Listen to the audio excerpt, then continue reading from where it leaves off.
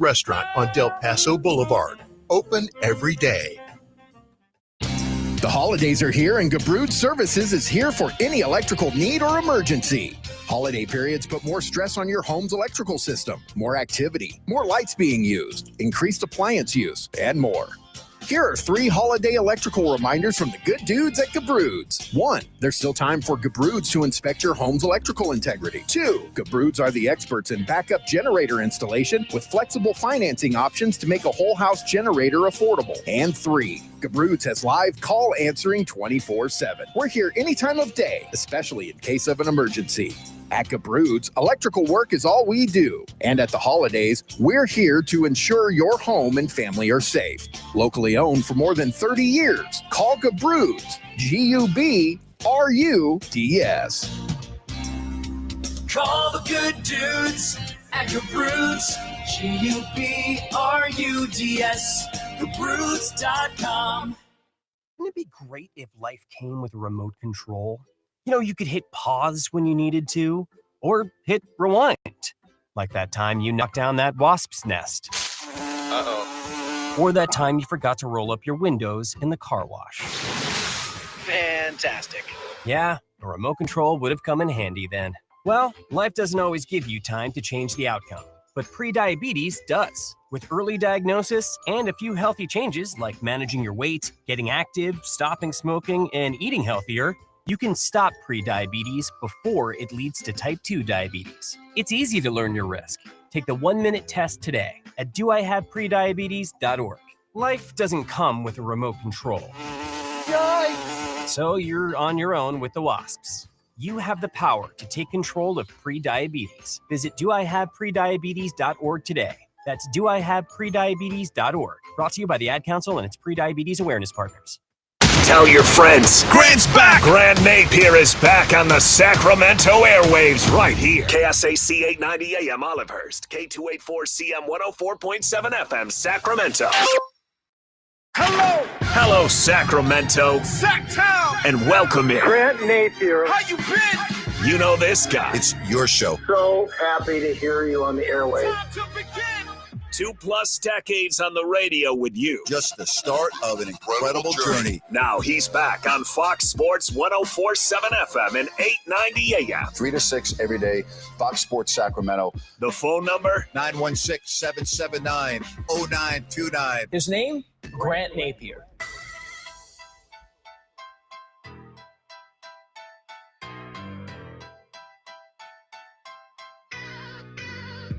Good afternoon, everybody. Heck of a contest tonight, at least on paper. Dallas at Detroit. This is like a playoff game in early December because I think the loser of this game is done. So to me, this is a must-win game in early December. Cowboys 6-5-1, 2-4 at, when they're away from Dallas. Detroit is 7-5. 4-2 at home. You've got the Dallas offense, which has been good pretty much all year. Defense, not so good. Lions are good one week, not so good the next week. This is going to be a heck of a game. Will Amon St. Brown be on the field? They need him. He's questionable. Got to have him on this field. And again, with the Thursday game, it's difficult. You see the injury reports expand. But this tonight, I can't wait to watch it because the loser of this game is in deep, deep trouble. And if the loser of this game should be the Detroit Lions, have they already looked at their window closing to a point where they were just there 2 years ago? Playoffs, San Francisco had the game in control, were dominating the 49ers. And Dan Campbell, to me, still to this day, I do not understand his thinking of not kicking a field goal on 4th down. Not once, but twice. But the first time, it completely changed the momentum of the game around. I think if you kick the field goal there, assuming it's good, I think the game's over. And you give the Niners new life, and they beat you, I think you would have gone to the Super Bowl that year. I mean, that was it. That was the year. You were right there. Win. Go to the big show. They have not been the same since. Last year, number 1 seed. What happens? They get a bye. Washington comes in. Lions injuries all over their defensive unit, right? They couldn't stop anybody. Washington moving the ball up and down the field. Okay, no problem. You lose your offensive coordinator. You lose your defensive coordinator. You start off in week 1. You don't look good. When you're taking on Packers and people are like, well, you can see what happens when you lose your coordinators. Then they get hot and they look like the Lions of last year. Here's the reality on the Detroit Lions. They're just not that good this year. They're not bad. Okay, they're not like bad, but they're just not that good. Now, I don't know in the NFL how many teams I would label as just good, but, I mean, look at the division.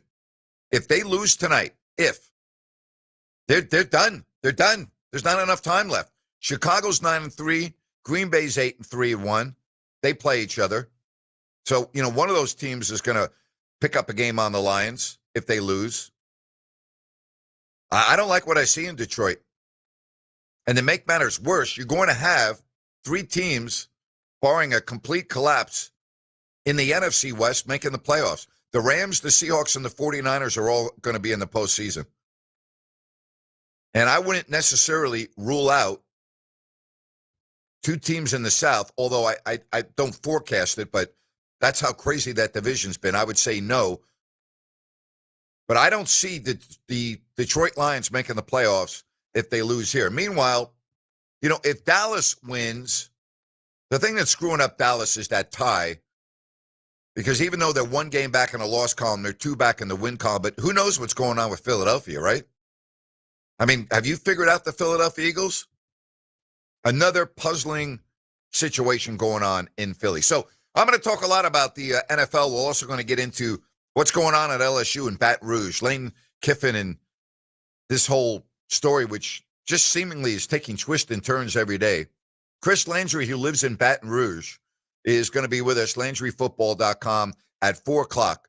And we'll talk to Chris about everything that's happening in college football. You get ready for the big conference championship games and more. That's coming up at 4 o'clock. All right, now to the Kings. Yeah, I did not lead with the Kings today. How about that? Why did I not lead with the Sacramento Kings? Well, what am I going to say that I haven't already said? Well, I've got news for you. I've got new news. I'm going to go in a different direction because I talked about this on the postgame show last night with Jerry Reynolds and Rhino in Sacktown. Was last night the beginning of a transition for the Sacramento Kings where we say so long to the vets playing massive minutes and hello to the pups, the rooks. Did we see that last night when the Kings got outscored 70-43 in the second half, but we also saw it in the first half? Here are the minutes played last night. Zach LaVine, 19. DeMar DeRozan, 23. Okay, we'll stop right there. Here are the minutes played by the reserves last night. Rookie Max Reynaud, 32. Rookie Nick Clifford, 23. Keon Ellis, 20. Malik Monk, 30. So what did we see last night? We saw a team, in my opinion, in transition. Doug Christie, after the game, talking and asking about frustration with the vets. No, we play to a standard, and some nights you're going to be better than other nights. That's the nature of the game. I mean, it's nothing personal against anybody. We're trying to find combinations. In the first half, we found a combination. They weren't in that combination, but it worked, and we were within a point or so. So, it's basketball, man. We have a standard that we want to play to, and you're going to make mistakes. You're not going to get taken out for every mistake. But when there's multiples or it's energy or any of that type of stuff, you're going to get another chance. But we need to get people out there who are going to do those things at a high level. And that's what we're searching for, is a standard for the Sacramento Kings that is way above where we're presently at this moment. How about getting a shot off in the first 2 minutes of the game? Forget about how about a shot attempt? How about the beginning of the game last night? Are you kidding me? Can you start a game off any worse? Turnover, turnover, turnover, turnover, turnover, turnover. Really?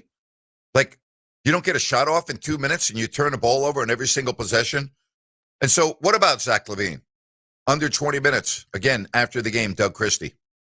You know, like for a player like Zach, I thought Debo started actually. He was doing his thing there for a second, but it first of all, there's a defensive side of things. Like that's where you lock into the game, but also just like coming off the screens, with force and looking to shoot the basketball and score the basketball. We don't have the wiggle room to try and work our way into games. It's just, you can't do it. When you come out in that third quarter, we have to be ready to go. Like there was a play that was called, it wasn't ran properly. Like those are the things that we can't do. Like it was on the board. Everybody knew it. Like, what are we doing? Those are, little tiny things in the big scheme of things because it's 24 whole minutes, but we don't have that ability to do that. We have to execute at a high level. We have to be prepared to play immediately. When we go out at halftime, before the game, we have to make sure that we're warm, and it's like electric car. We got to go. There is no lag to what we're doing, and he'll be better. I mean, we know what Zach does, and this has happened before this year, but he's come back and did what he does. So when he's coming off those pin downs and different things, we want him to use his gravity. And the same with Keegan, running plays for Keegan. I had a conversation. It's about the Kings to score. We're running the play for a player, but every player has strengths, and the defense plays to those strengths, which puts them in a position that now either you're able to score or we're able to take advantage based upon your skill set. And those are just things that as bad as it hurts and doesn't allow you to sleep, you got to go through some of that to get to where it is that we want to go. Translation with Zach LaVine, and Doug said it in a kind way, and I respect the fact that Doug's not going to throw his players under the bus, so I'm fine with that. But translation there is, well, Zach doesn't play the way he needs to play for stretches of the game. He goes through the motions. It's very obvious. And I think that's what Doug was referring to. I said this on the postgame show last night. Does Zach LaVine make anyone, and I said it on the show yesterday, does Zach LaVine make anyone better? Has he ever made anyone on a basketball floor around him better? Seriously. I mean, we might want to just start calling him Mr. Checkout. Right? Mr. Checkout. The guy's not into it. I mean, I don't know Zach LaVine. I've never met Zach LaVine. I've watched him play a lot in his career. I'm not a Zach LaVine expert, okay? But here's what my eyes tell me. My eyes tell me that he is miserable. That's what my eyes tell me. My eyes tell me that he's pretty much checked out. And my eyes tell me that it's not really a big deal to him about success or lack thereof of the team. That's what my eyes tell me. Could my eyes be telling me false things? I guess my eyes could, but I've been doing this for a long time. I'm not right 100% of the time, but I think I'm right here. And so it goes back to what I say about Doug Christie as a coach. Is he being told by Scott Perry, who's being told by Vivek Ranadive, that you have to start Zach LaVine? Because if not, why are you continuing to start him? But he played 19 minutes last night, which is very low for Zach. So last night, and I talked about this after the game with Jerry and Ryan, last night was the start of a transition to me. It's the start of really dealing with reality. And the reality of this basketball team is they're one of the worst in the league. Okay, you can't dispute that. They're one of the worst teams in the league. The reality is this team is far away from being competitive the way we all want them to be. They're 5-17. They have the worst point differential in the conference by over a point, which is embarrassing, at 11.8. I mean, that's hard to do. Okay? So on most nights, they're not in the game. They are in a area of the standings where New Orleans is around them, the Clippers are around them, Dallas is around them. I guess you could say Utah, but they've got 4 fewer losses. And then the 10th team is Portland, and you're not anywhere near where Portland is right now. You're just not. So to me, last night, finally, and we've been talking about this for weeks, and we wanted to have this happen weeks ago. You saw the development process of Max Reynaud, who was, I thought, the best player on the floor last night for the Sacramento Kings, the second-round pick. And we're starting to see Max play a little bit more. And later in the show, we're going to hear more from Doug Christie as it relates to this guy. Second-round pick, was buried on the bench early, could barely get into the game. Last night, 32 minutes, 10 of 15, 2 3-pointers, 6 rebounds, 3 assists. That's big time. Max Reynaud. Now, we know that defensively there's going to be some issues. He doesn't really have an NBA body. I'm not worried about that. That comes and that happens to a lot of players. But we saw the vision. We saw what might be the future of the Sacramento Kings in terms of somebody you can really get behind in Max Reynaud. Now, where are we going with Nick Clifford? He's got to play better. Got to play better. 5-3-0. Grant, the majority of these players, specifically the vets, are checked out because they are 5-17. Obviously, Fox isn't here anymore, but Fox hasn't won anything like Levine. That's W-O-N, not O-N-E.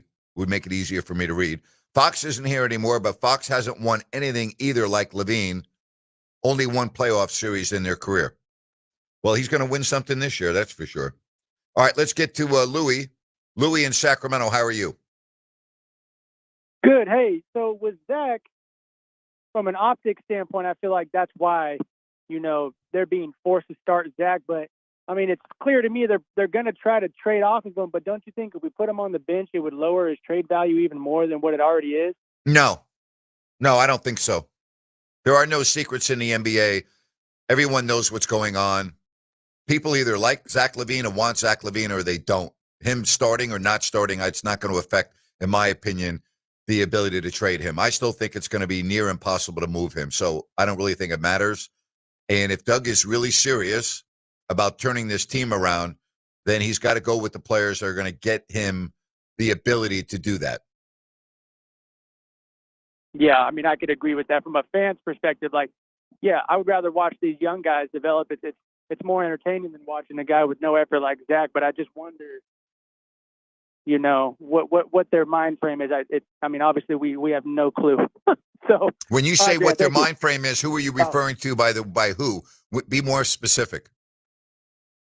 Well, I guess Vivek. Like what is it that we're doing? Why do we need to start Zach?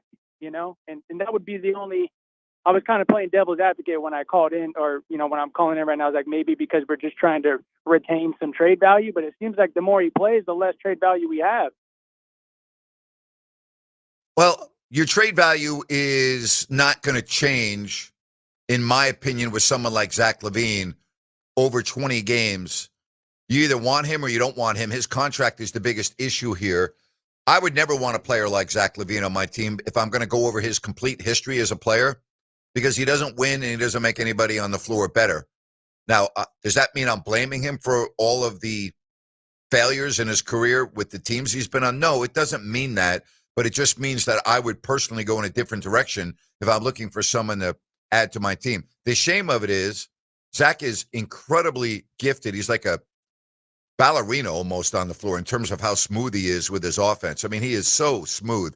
He's graceful and he's so good, but yet he doesn't help you win, and he hasn't helped anybody win. Yeah, and I think some of his flaws are more so things that you can't teach, like having grit, competitiveness, and heart. unfortunately. Well, I'm just going to say, all right, that he needs to play less and less. All right? Gotcha. Thank you, Louis. I agree. Hey, Michelle Dapper, who does a really great job for KCRA, has put out that the head coach, Brendan Marion of Sacramento State, is joining the University of Colorado as offensive coordinator. Sean Cunningham, also of KCRA, may have been the first, but he put that he's informed his staff that he's leaving Sacramento State to join the University of Colorado. Interesting news coming out of Sacramento State, a very popular coach, and he's on the move to the University of Colorado. We'll talk more about that in a moment, but first I want to tell you about Village Financial. We always talk about experience, working with a reputable business, somebody that is very good at what they do. That's broker-owner Spencer Grimmenstein. I've known for the turn of the century. That's when he began his family-owned business at Village Financial Group. And if you're in the market to buy a home, if you're looking to sell a home equity line of credit, anything with your real estate needs, get in touch with Spence. You can call him or text him at 916-805-4868.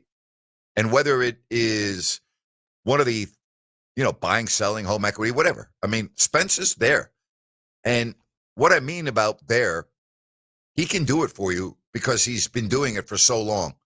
He is unbelievably creative when it comes to financing. You would label him as a financing specialist, and he has access to private money.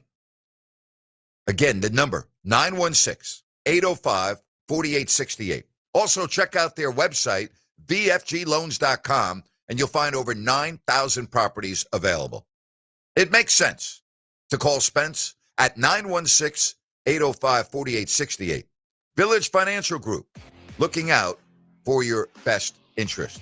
More on the Sac State story, the Kings, big NFL game tonight, Chris Landry at 4 o'clock. All of that on Fox Sports Sacramento.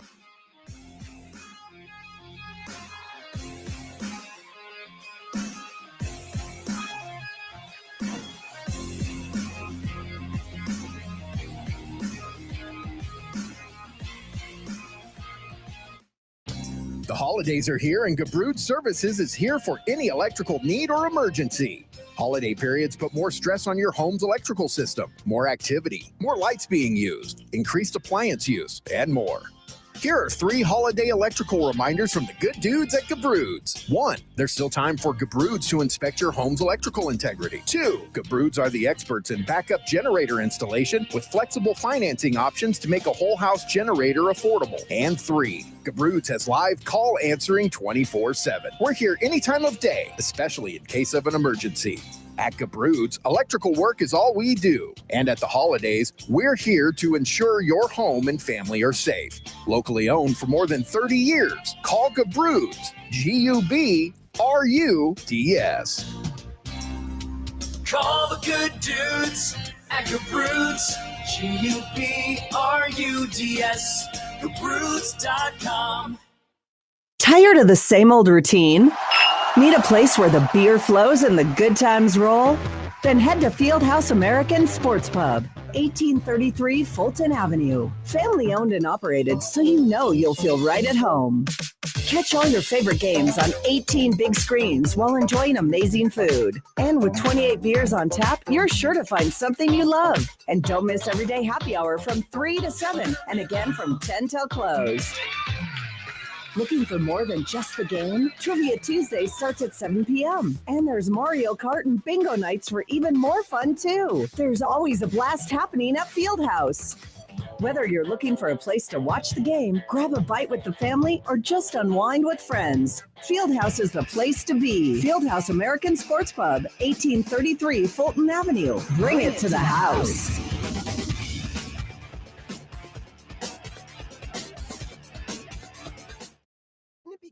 If life came with a remote control, you could hit pause when you needed to, or hit rewind, like that time you knocked down that wasp's nest. Uh-oh. or that time you forgot to roll up your windows in the car wash. Fantastic. Yeah, a remote control would have come in handy then. Well, life doesn't always give you time to change the outcome, but prediabetes does. With early diagnosis and a few healthy changes like managing your weight, getting active, stopping smoking, and eating healthier, you can stop prediabetes before it leads to type 2 diabetes. It's easy to learn your risk. Take the 1-minute test today at doihaveprediabetes.org. Life doesn't come with a remote control. Yikes! So you're on your own with the wasps. You have the power to take control of prediabetes. Visit doihaveprediabetes.org today. That's doihaveprediabetes.org. Brought to you by the Ad Council and its prediabetes awareness partners.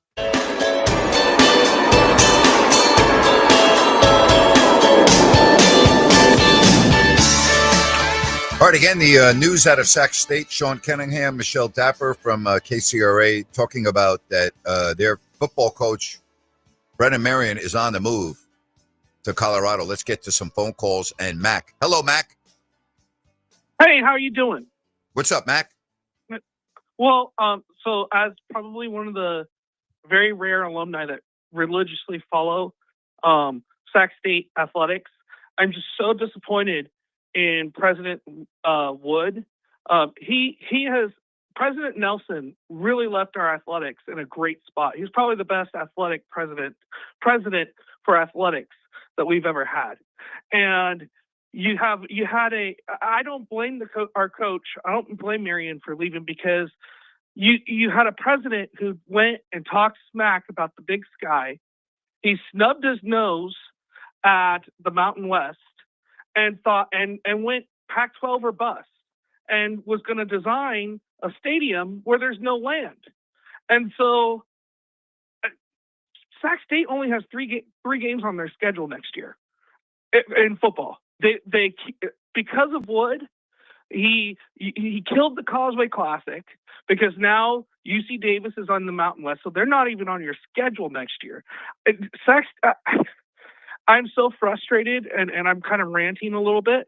I love you ranting. I love it. I love it. I absolutely love you ranting. But you know, if I am they have a really good baseball program, and if I'm the coach there, I'm gone. I can't understand why someone would want to work for this guy. Mike, I mean, hey Max, can I interrupt you for a minute? I want to ask you a question, because I love where you're going with this, and I want to ask you a question because you're somebody that does support Sacramento State athletics. Because I don't know if you understand how I feel about this. I think it's crazy what Sacramento State is trying to do in terms of their football aspirations with a stadium in Cal Expo. I don't think they're dealing with reality here by trying to move up the ladder and be a big-time football program. I don't think it's ever going to work. I don't see it happening, and I think it's a mistake. How do you feel about that? I agree. I think it wouldn't have been – I don't think it would have been a bad idea, because we saw UC Davis go this route and flirt with the Mountain West. I don't think that would have been to be honest, Wood thought, oh, well, we have a huge media market. Well, that's great, but you don't have facilities. And that's the problem, is you don't have enough donors to have great facilities. So the Big Sky is where you got to go. And also, just before I leave, Marion was I knew when he was gone right this point. In October, Marion said that we average only getting 2 calls per game, and the other team gets about 15. And he said, and he directly called out President Wood because he was talking so poorly of the Big Sky, that he felt that the Big Sky officials were kind of taking it out on Sac State. Anyway, that's my rant. I'm so disappointed, because it's like we're back to the Jody Sears days. And anyway, that's all I have to say, and have a great day. Thank you. Well, the only thing I would say about the officials is they actually proved that an error by the officials who were suspended, and I don't know if they were ultimately removed from their job, actually enabled Sacramento State to win a game earlier in the year against Idaho or Idaho State, I believe it was. So I don't know about that. What I do know is, and I've been very open about this for years and years and years, at some point, you have to accept reality, okay? The reality is that Sacramento is not a good college football area, never has been, and in my opinion, never will be. It's a much better high school football area. There's much more interest in high school football in Sacramento than there is in college football. It just is. I moved to Sacramento in 87, and I came from the Big Ten. And when I moved out west, right, when I moved here, I could not believe the lack of interest in college football. We used to get overnight TV ratings, and you would see the ratings after the big college football games on Saturday. I'm not talking about, the games with USC and UCLA and Oregon and Washington. No. I'm talking about all games. I'm talking about those games, and I'm talking about when Alabama played Georgia or Texas played Oklahoma. The ratings were like non-existent. I'm like, wow, people don't watch college football here. And I've announced a lot of Sacramento State games and UC Davis games. I've been there. And it is what it is. Okay? It's middle of the road college football. I'm sorry, but that's what it is. And that's fine. I went to college where it was like that, the Mid-American Conference, right? And once in a while, you'd end up playing Michigan or you'd play Ohio State, you get your doors blown off. But, I mean, it is what it is. I mean, it's good football, but it's not big-time football. But here in Sacramento, this city, you really think that fans are going to support going to Cal Expo to watch a college football game? Are you kidding me? And how are you going to build a program here? And a man that I have the utmost respect for, maybe I respect this man as much as anybody that I've met in Sacramento, and that's John Volek. And when John Volek came to be the head coach of Sacramento State, and then subsequently the athletic director, I had so much respect for John. And the reason for that is he was as passionate as any coach that I had met. And John knew how I felt because I interviewed him once when he had first come to Sacramento, where he said that he wanted Sacramento State to be the Florida State of the West. And I laughed at him in the middle of the interview. In the middle of the interview, I said, John, come on. No, really, I want this. I'm like, John, come on. The Florida State of the West? Come on, John, stop it. Like, I mean, literally, that was how the conversation went. I was like, John, you're crazy. Stop it. I mean, you can't say that. But he believed that. And John knows how I was. And John knew that I was kind of anti-Sac State in this sense. Not like I wanted him to lose, because I had great affection for Bob Mattos when he was the coach. And that's where I first met Greg Knapp. And so, like, I wasn't anti-Sac State. A lot of people thought I was anti-Sac State because I was doing the UC Davis games on cable TV. No.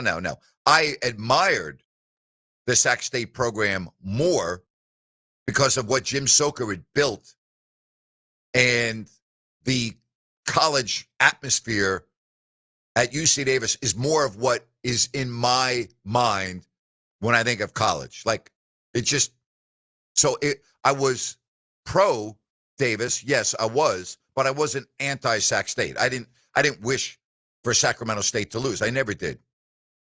But again, I'm going around in circles here because I told John that he was crazy. And John ended up being somebody that I got to know on a greater level, communicated with me more than any local coach has ever communicated with me, always available for an interview. And when I said something that he didn't agree with, he would call me and speak to me directly. And I would have a really good conversations with John. I have nothing bad to say about this situation other than you're not dealing with reality. Dorian also is somebody that is a Sac State alum and was on the Sacramento State football team, and he joins us now. Dorian, your thoughts on the news today? Man, I have to agree with Max, your previous caller, Grant. It's a really shame that Sacramento State and Coach Marion is doing is he's obviously heading with the powerhouse in the sense of the brand identity of Colorado, right, with Deion Sanders. But Sacramento State and President Wood invested a lot of resources to the Go-Go Sacramento offense and to Coach Marion. And it's really sad to myself. And, a couple of my football teammates were talking about this earlier. It just seems like, coaches are always coming and going with programs. And, obviously coaches, they want what's best for themselves and their families. But I feel like now with NIL, it's just like there's no loyalty anymore to any team. No, there's not. And did you know that yesterday Sacramento State announced that it had signed 11 high school seniors on the first day of the early signing period? That was yesterday. Yeah. Can you imagine? That was yesterday. That was yesterday. They announced that they had signed 11 high school seniors on the first day of the early signing period. What are those seniors thinking about today upon this news? No, I believe they have the highest rated 2026 FCS class. Wow. As of yesterday, and it's really a shame because again, Sacramento State positioned themselves with Coach Marion as the head of the snake for a pretty long time, with making the move out of the Big Sky and possibly being an FBS school. And I mean, I can guarantee that Sacramento State is one of the highest revenue producing colleges because of the Go-Go offense, the Go-Go merch. I mean, all this different stuff. Yeah. With their marketing, but it's a shame. It's really, really sad. This is the second coach in the last couple of years, obviously Coach Andy Thompson, and then now Coach Marion, and Sacramento State's on to their 14th coach in their history. And as someone because that you can't football, win here, because there's no stability here. And here's the other deal: he also had recruited in this region, which I think is really good for Sacramento State to have local players, and also he had commitments from junior college players. So I think if Sacramento State. Listen, ultimately winning is the key, but I think for this school here in this community, I love seeing local kids. Like for instance, the Cam Scadaboos of the world. You know what I mean? I like them. I think that's great for Sacramento State. So do I. And you know what? I would agree with you, Grant. I think this is a really great area for high school football and high school sports. I would really be interested to see if Coach Chris Richardson out of Folsom, who is actually on the Sacramento State staff, would possibly be the next coach of Sacramento State, because he's a local guy. He had a lot of great career in Folsom, and obviously with this so much talent here in Sacramento, I think it's a great breeding ground for the next level of whatever that is, because there's so much talent. I'm not speculating or anything. I don't know. I don't have any inside information if you're listening to this, but I think that'd be a really interesting hire to promote him as the next head coach of Sacramento State. Just my opinion. I'll tell you, Dorian, it's unfortunate for those that do follow Sacramento State football that felt that this was the guy and now he's leaving. And it's a tough day for the fans of the Hornets. There's no doubt about it. Yeah, I feel bad for the players too. I mean, like I said, coaches are coming and going, but I mean, it's terrible. It's terrible with what Sacramento State has positioned itself for. Obviously, they're not moving forward with the plans of Cal Expo as of yet. Obviously you have Coach Mike Bibby, with the basketball team, and this kind of whole brand, of the go-go offense is kind of a shame, But before I leave, Grant, I really appreciate you commenting on Greg Knapp. He was someone that I met a lot and hung out with, and his foundation is really powerful. If you're listening, you can read his story. But I believe there's a lot of NFL staff that continuously run the stairs before every game in honor of Greg Knapp. So he was a really great representative of Sacramento State. And as an alumni, someone that put on the team, I really appreciate that. Thanks, Grant. Dorian, the first time I met Greg Knapp was on the practice field. First time I went out there to interview Bob Mattos, and Greg was a graduate assistant, and he came up to me and we started talking. And to watch his career blossom to where he became really a very good NFL coach, coordinator, quarterbacks coach, and dealt with some of the really best players of their generations, and I'm talking about quarterbacks, and to watch him with the 49ers organization ascend in the career. And I actually ran into Greg at the gym in Folsom at Lifetime Fitness. I ran into Greg Knapp in the offseason before training camps had started, and he had been visiting friends in Tahoe and was getting a workout in, and we talked for 15, 20 minutes because I had not seen him in a couple of years. And it was the last time I saw Greg, and it was the last time I texted Greg. And when I read the news about his accident, when he was killed riding his bike, my heart sunk. I mean, I just, you know this, Dorian, because you knew Greg. He just was a gift. He was so, like, if you want to talk about somebody that loved what they did, you want to talk about somebody that loved to be on the football field, coaching, that was Greg Knapp.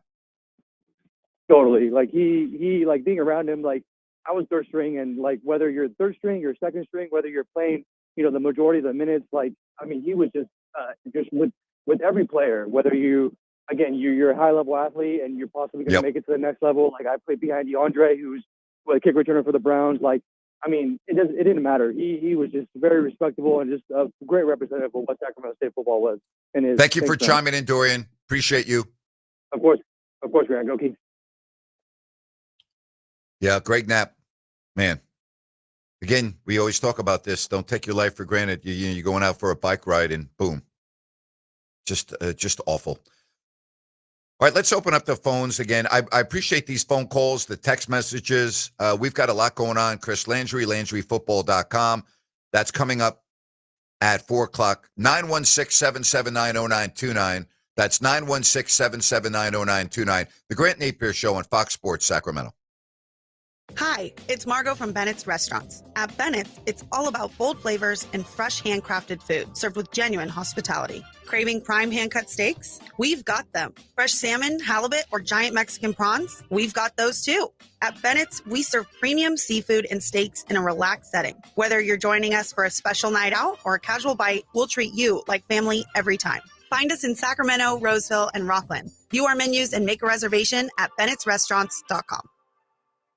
The holidays can be a time of increased stress for those struggling with opioid or stimulant use disorder. Complex family dynamics, financial strain, and cultural expectations can weigh heavily and become a tipping point for those battling the physical and mental effects of addiction. But the holidays can also be a time for pause, reflection, opportunity, and new beginnings. They're a chance to take stock of what we have and are thankful for, to remember what's most important to us, and to consider what we can change. The holidays are a time of hope. So this holiday season, choose treatment and recovery. Embrace the support and company of family and friends, and create special moments. Get started by finding a proven opioid or stimulant addiction treatment provider near you at choosechangeca.org. Find a proven treatment option that's right for you. Recover you at choosechangeca.org. That's choosechangeca.org. At Downtown Ford Sacramento, we're proud of our long heritage. We've consistently provided Ford cars and trucks to families and businesses in this region for over 100 years. If we think about it, practically every kid who grew up in this town at one time or another rode around in a Ford that we sold to their family. We've served multiple generations of local farmers and ranchers who got their rugged Ford trucks from us. We've also provided many of the emergency vehicles that you see out doing the people's work every day on the streets. All of us at Downtown Ford, from our top-notch service department who keep your Ford running like new, to our dedicated finance team and the guys and gals in our showroom, we thank you for generations of love and loyalty to us. And for that love, we say right back at you. We're doing Fords just like we always have. Come see us any day of the week or visit us online at downtownfordsacramento.com. Have you ever tried to buy gold and silver and felt like you were talking to a used car salesman? That's because the precious metals industry is like the Wild West. Salesmen can say pretty much anything or make any promise they want without repercussion. But Genesis Gold Group is different. They're a faith-driven Christian precious metals company and believe in educating their customers, not pressuring them for a quick sale. Genesis Gold Group focuses on customer service, not sleazy marketing. Genesis Gold Group is named after the first book of the Bible for a reason. Proper stewardship of wealth is their specialty. Find out why they've earned a 5 out of 5 rating through the Better Business Bureau and how they can help you secure your wealth or retirement through physical precious metals. Call right now to learn more.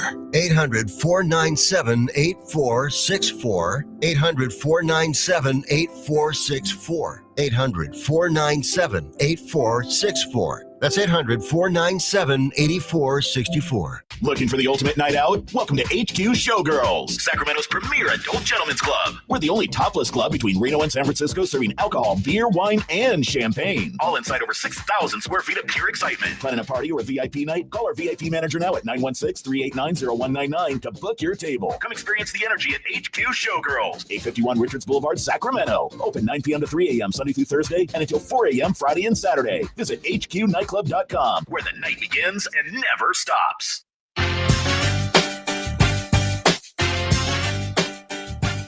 Football talk coming up at 4 o'clock. Conference championships. Lane Kiffin. Lions, Cowboys tonight. A lot of great things going on.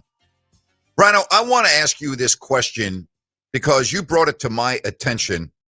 Bobby Marks, former NBA front office individual, put out on X an interesting stat. With Giannis Antetokounmpo now being out a couple of weeks with a strained calf, there are 15 players that are out with a strained calf injury, 12 on the right leg and 3 on the left. 15 players. Do we need to look more into this, or is this just a coincidence? I'm only asking you for your opinion. I know you're not a doctor. You're not somebody that is studying this, but this is bizarre to me. I mean, 15, that's crazy. You know, I think there's both sides of it. Yeah, maybe we should see if there's something to it, but also there's so much more attention paid to calf injuries now, Grant, because what it's led to in so many big names in the NBA.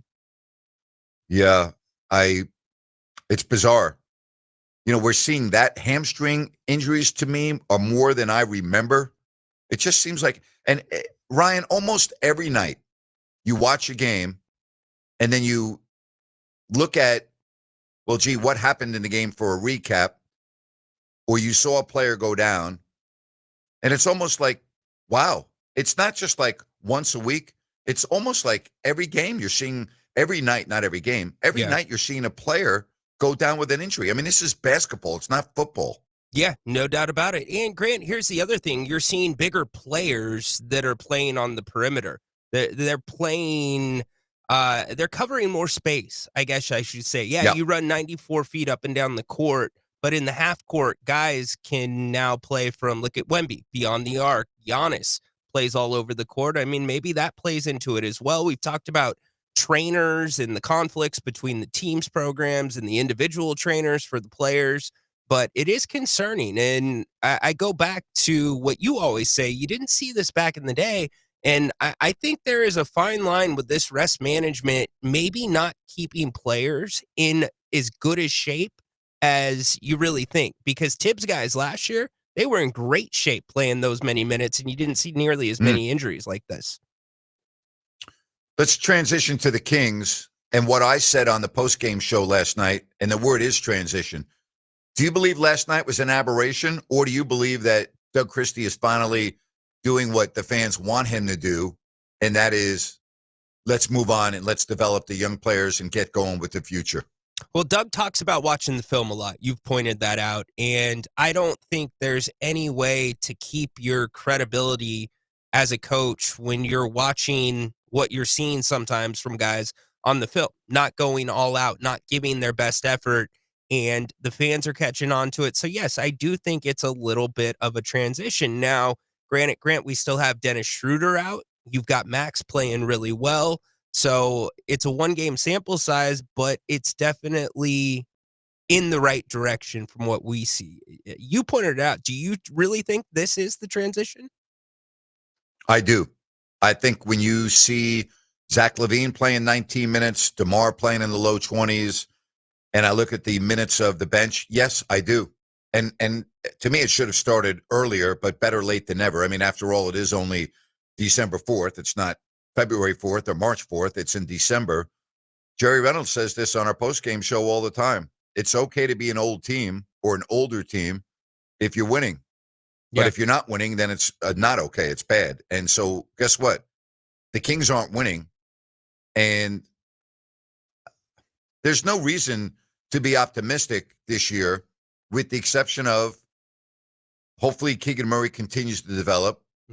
Nick Clifford and Max Reynaud and maybe Keon Ellis. But other than that, why else would a Kings fan be optimistic of watching the games if we're not seeing those players play a lot of minutes? Now, Murray's going to play a lot of minutes. Yeah. But, I mean, Max Reynaud, based on what he's done in the last week alone, I would start him now. I think he's ready to start. I completely agree with you. In fact, Doug was asked the same question last night, Napes. Yeah, it's a definite thought. I thought about it tonight, but chose to go with Drew.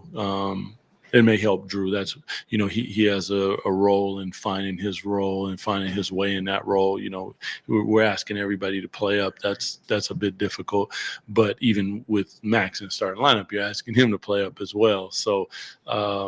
I definitely consider it, and going forward, everything's on the table. We're just trying to, make sure that our young guys are getting minutes as well. They got out there, and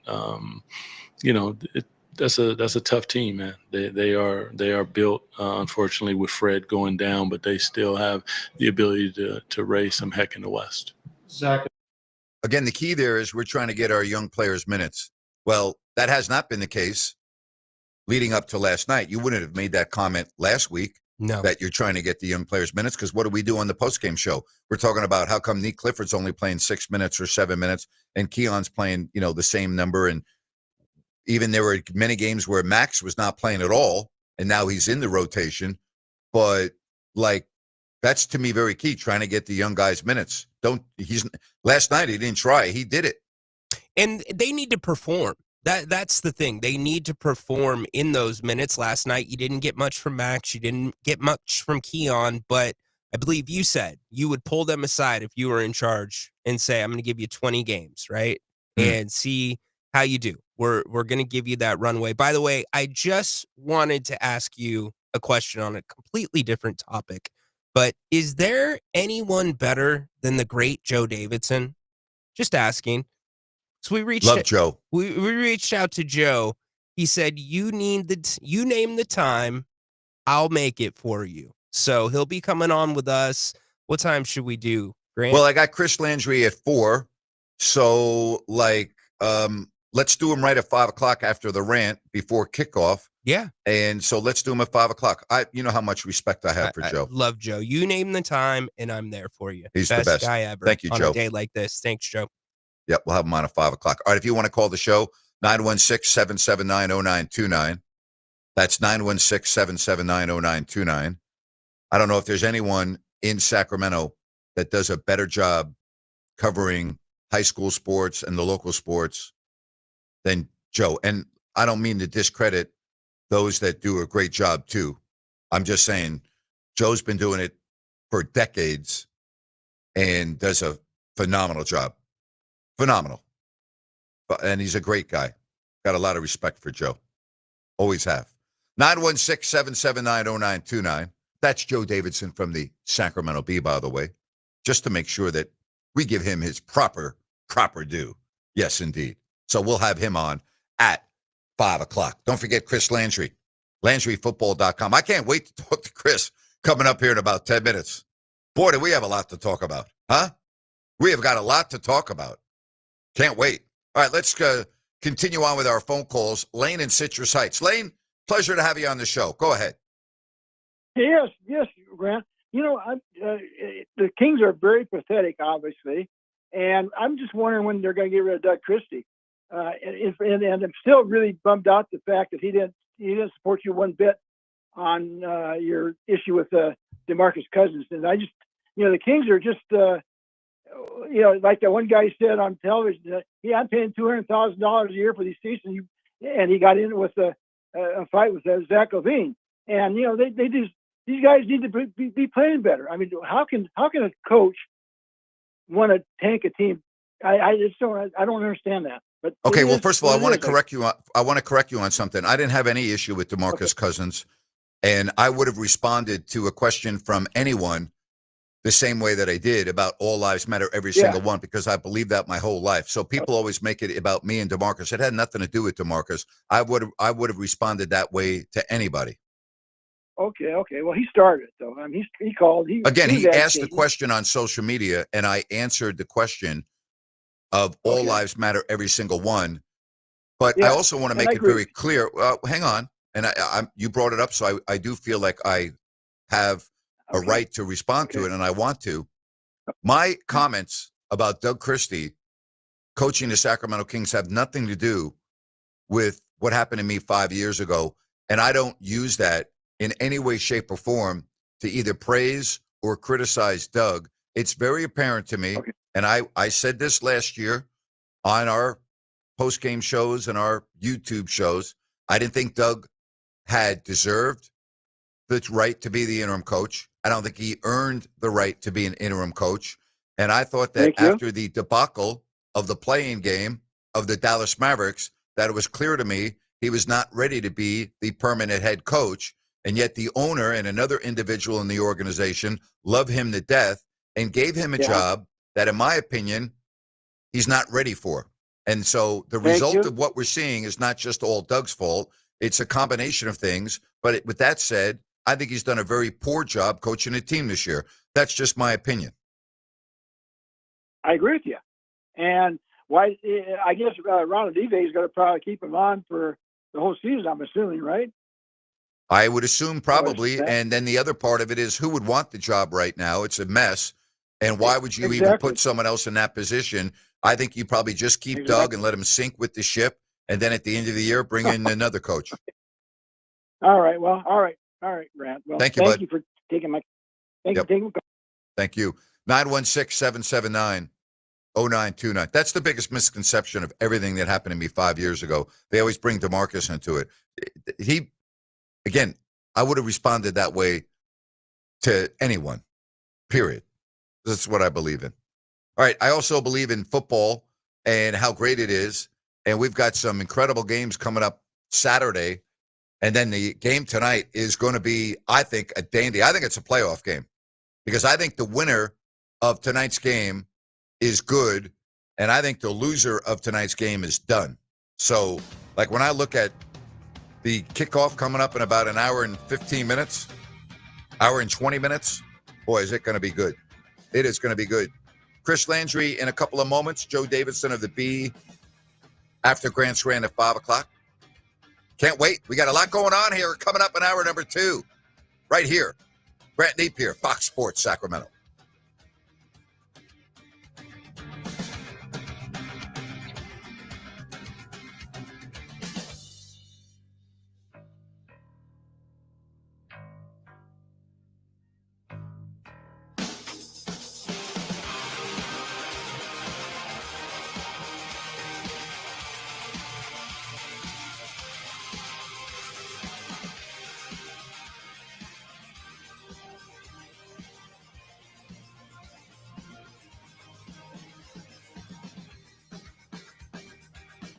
Cameron, I just think we need to, see other people. Are you trading me in?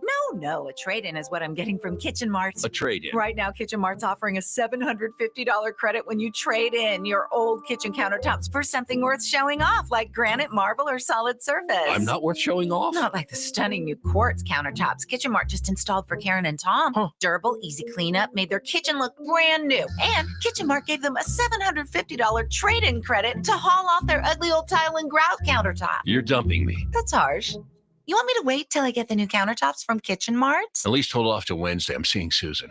Susan! Now's the perfect time to trade up to beautiful new quartz, granite, marble, or solid surface countertops. Because for a limited time, Kitchen Mart's offering a $750 trade-in credit for your old countertops. Go to kitchenmart.com today and schedule a free in-home consultation and save $750 off new countertops. No one does it better than KitchenMart.com.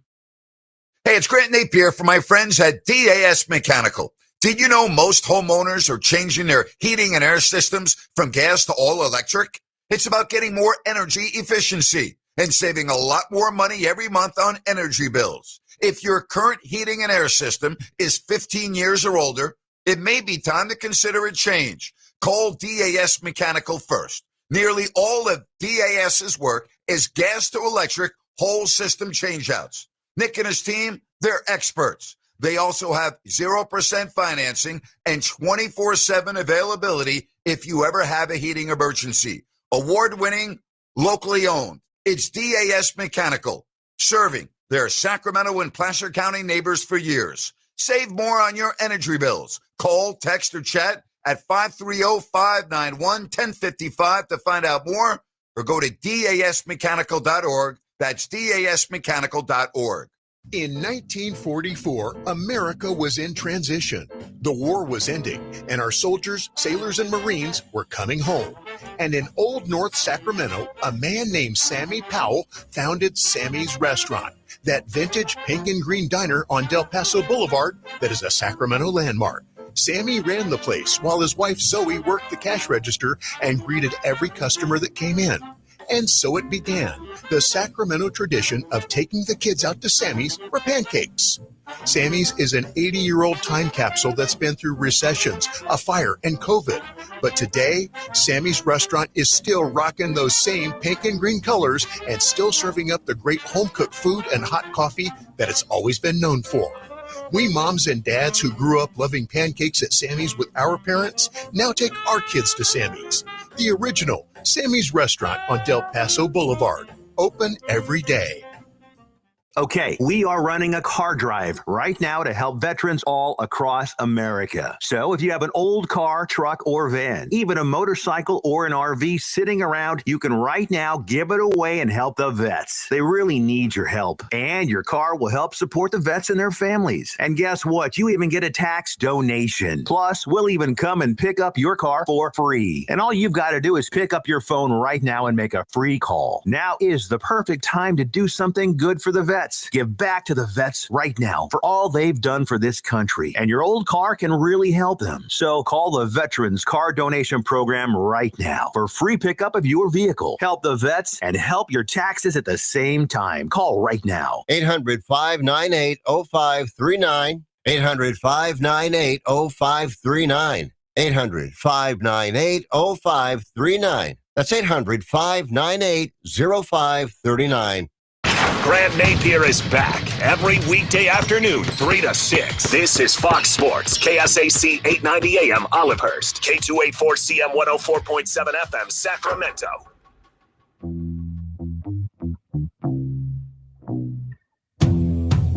Boy, is there a lot going on in the world of football. The game tonight, I think it's a playoff game. I think the loser is done. And then, of course, you've got college football and the conference championship games this week. Lane Kiffin at LSU, and now the comments coming out of Ole Miss. It's been an interesting week for sure, and we break it all down with Chris Landry. You can check everything out on LandryFootball.com. Also look at his YouTube page. He has a lot of content available. Chris, how are you today? Grant, I am doing well and excited for a football weekend. Excited to talk to you. Lots of stuff been happening. Oh, you live in Baton Rouge. You live in Baton Rouge. Is everyone in Baton Rouge thrilled with Lane Kiffin now being the new head coach? Yeah, everyone is. That was the apple of everybody's eye from Florida to LSU, and it was. We'll see if it's the best pick, but it's definitely the most popular pick. And while they are, the flaming mad, stomping mad in Oxford, everyone's happy here in Baton Rouge. His honeymoon period won't be any different, though, than other coaches before him, No. correct? No honeymoon. It's like it's already said you better not lose. But you don't get a honeymoon here. The expectation is going to be really high. And, obviously with recruiting, putting together a staff, that's kind of the big news right now. And we talked about it last week. The window to do all of that is ridiculous. I mean, signing day started yesterday. It's crazy. So it's a lot to be done. I think that they will expect a massive improvement on the offense. And I think the big thing that everybody's wondering now is, are they going to keep their defensive coordinator, Blake Baker, who's a candidate for the head coaching jobs at Tulane and Memphis? If he doesn't take those, then he'll stay. And he's got two really good assistants, a linebacker coach and the secondary coach, that would probably go with him So that's kind of the biggest thing. And then, where would they go if he does leave and get a head coaching job? But everybody's very confident in the offense being better and the talent level improving. He's brought a lot of his personnel staff with him too. Has there been anything since Lane Kiffin officially made the announcement that he was coming to LSU that's really surprised you, regardless of whether it's coming out of Ole Miss, whether it's coming out of LSU, who's going with Lane, whatever? Has there been anything that really surprised you? No, everything is pretty much the way it was. There was the associate athletic director, GM type at LSU that came from Ole Miss that worked with Lane. Some people thought that meant that, that's going to be a good matchup. But I knew and kind of told people that relationship soured once he left Ole Miss. And today was announced that he's gone because Lane has brought in his GM from Ole Miss. That's probably the only thing that might have been surprise to some. Now it's just pretty much, I think the whole thing, the way it turned out, I don't think we could be surprised that, Lane usually leaves in a huff. I mean, he doesn't burn bridges. He nukes them. But I think the fact that everyone felt like he was coming to LSU, I just think some people, including myself, thought, I wonder at the last moment if he can truly leave his team. So all my intel said, he's 100% coming. But, as a coach myself, I don't know if I could have left the team at this time. And so that was probably the only thing that people were concerned about, because all of the backup candidates were gone. I mean, I'm sure you noticed it. Once he announced Sunday, there was like 5 hires: Auburn, Florida, Arkansas. It was just one. And then, of course, Ole Miss was in a very tough spot because, they were hoping to keep Kiffin, but knowing that if he's leaving and he takes some of his looks like he was going to take most all of his offensive staff. Now, Charlie Weiss Jr. is going to be allowed to go back. This is weird. Allowed to go back and call plays in the playoffs for Ole Miss, but he's supposed to come back. Watch out and see if Ole Miss doesn't try to put the full court pressure to keep him there. That remains to be seen. But they gave the full-time job, not an interim, but full-time job to Pete Golding, the defensive coordinator, because if they hadn't done that, Pete would have left. Could you imagine? The staff would have just kind of basically just have to put together a staff, and they've got analysts and stuff on staff. But can you imagine that going into the playoffs? No. You got to replace almost an entire staff. No, it couldn't work. Because if you think about it, folks, when there's a coaching change, it's because you're not very good, and you're not going to the playoffs. This was so unique. This has been an interesting follow. Something that I hope we can correct with a different calendar. I won't get into it. I really got into it last week because it's frustrating to see things so disorganized. I've spent a good part of my life in college football and NFL, and I've always been frustrated in the lack of structure in college. And while working in the NFL, we're not perfect, but man, we've got good organizational structure on how we do things. And I think college football is a miss because they lack that leadership. All right, let's talk about action coming up on the field this weekend in conference championships with number 1 ranked Ohio State, 2nd ranked Indiana. Is this the biggest game in the history of Indiana football?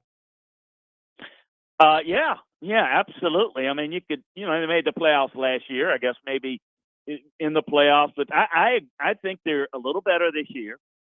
They're going up against the best team in the country. I think that's the biggest game. They've got maybe, I think their crowd, their fan base, having a home game sealed with a win. Now, how big would that be? That's huge for the economy and the overall success of the program. I would say it is. But let me say this. They lose the game, they still make the playoffs. So it's not as desperate because it's not a win or go home game for Indiana or Ohio State. Yeah, you're right. Do we really know that Ohio State's the best team in the country? I know they won it last year, but when you look at their schedule, I mean, they played Texas week 1, and Texas wasn't really Texas until we got through the middle of the season. But other than that, who have they played?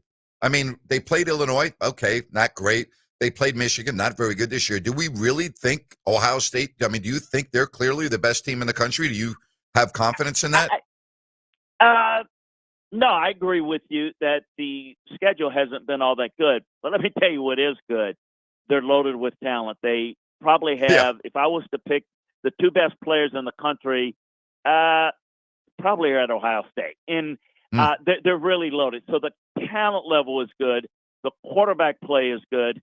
Their offensive line play is good. Their defense is good. Again, they've got the best safety in the country and best receiver in the country. So they've got a lot going for them that would, to me, when I watch them on tape, they look the best. But they have not played a difficult schedule, and that's the difference, I think, between that and say, an SEC schedule where you've got more competitive games week in and week out. You named it. I mean, look, Indiana got a good win against Oregon, and but they haven't played that difficult a schedule. But at least they've got that.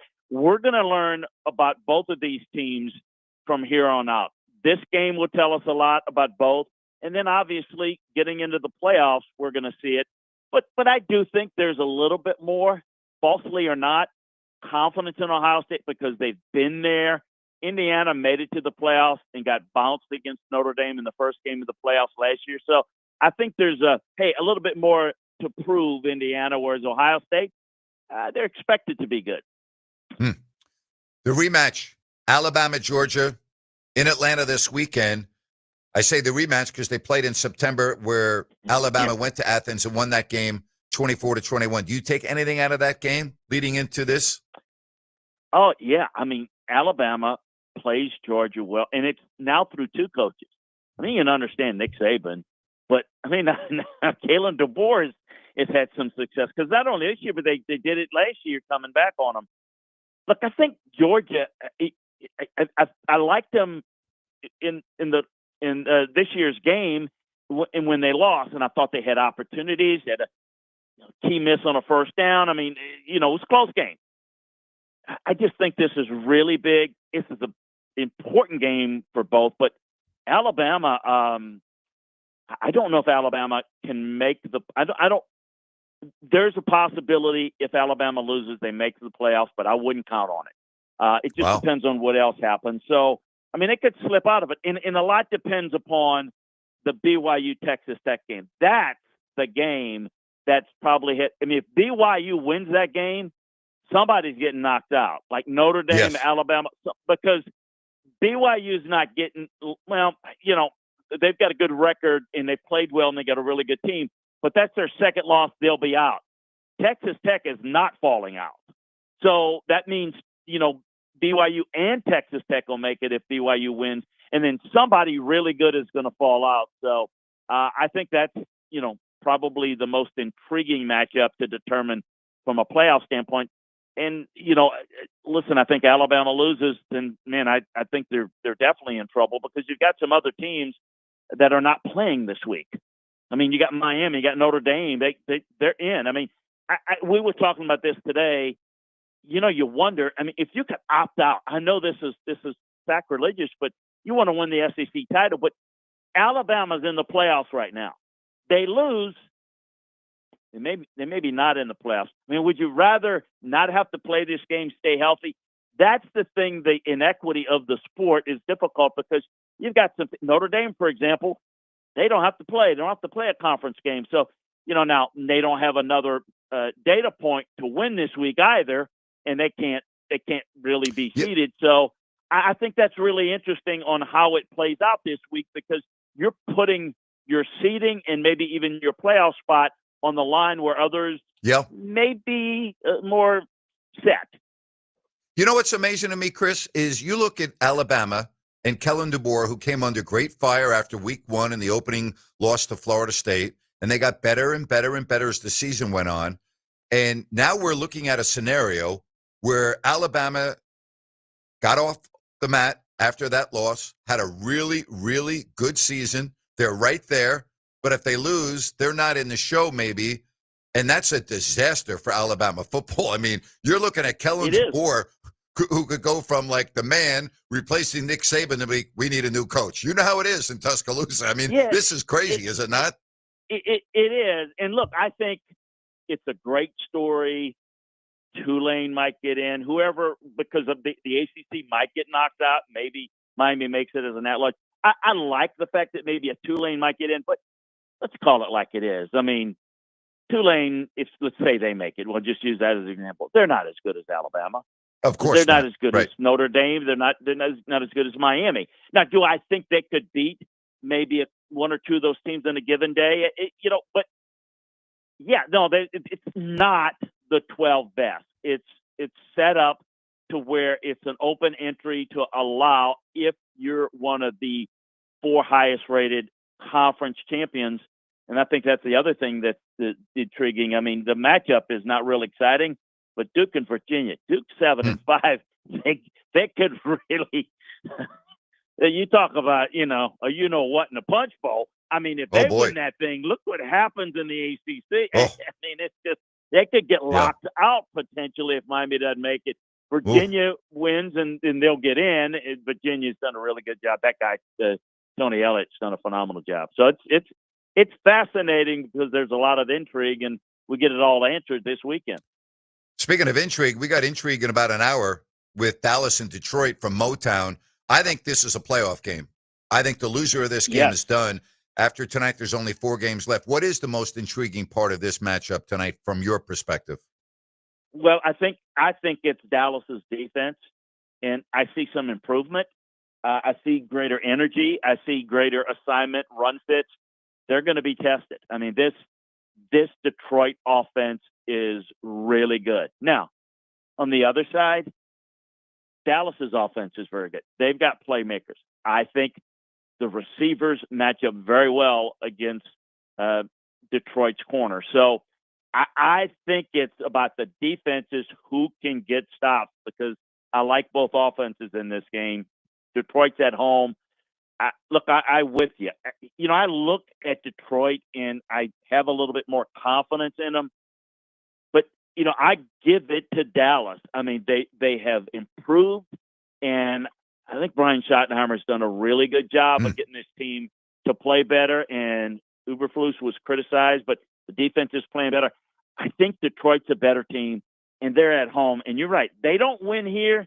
I mean, look, you hate to say it, but you go to 7-6 and you really don't deserve it. Dallas, I think, is, I mean, at 6-1, I mean, they're definitely toast. So, yep. Yeah, this is what's fun now when you get these games where teams are fighting for playoff spots, and a lot of them are. I mean, these next 4 weeks are like the playoffs, and it does start tonight.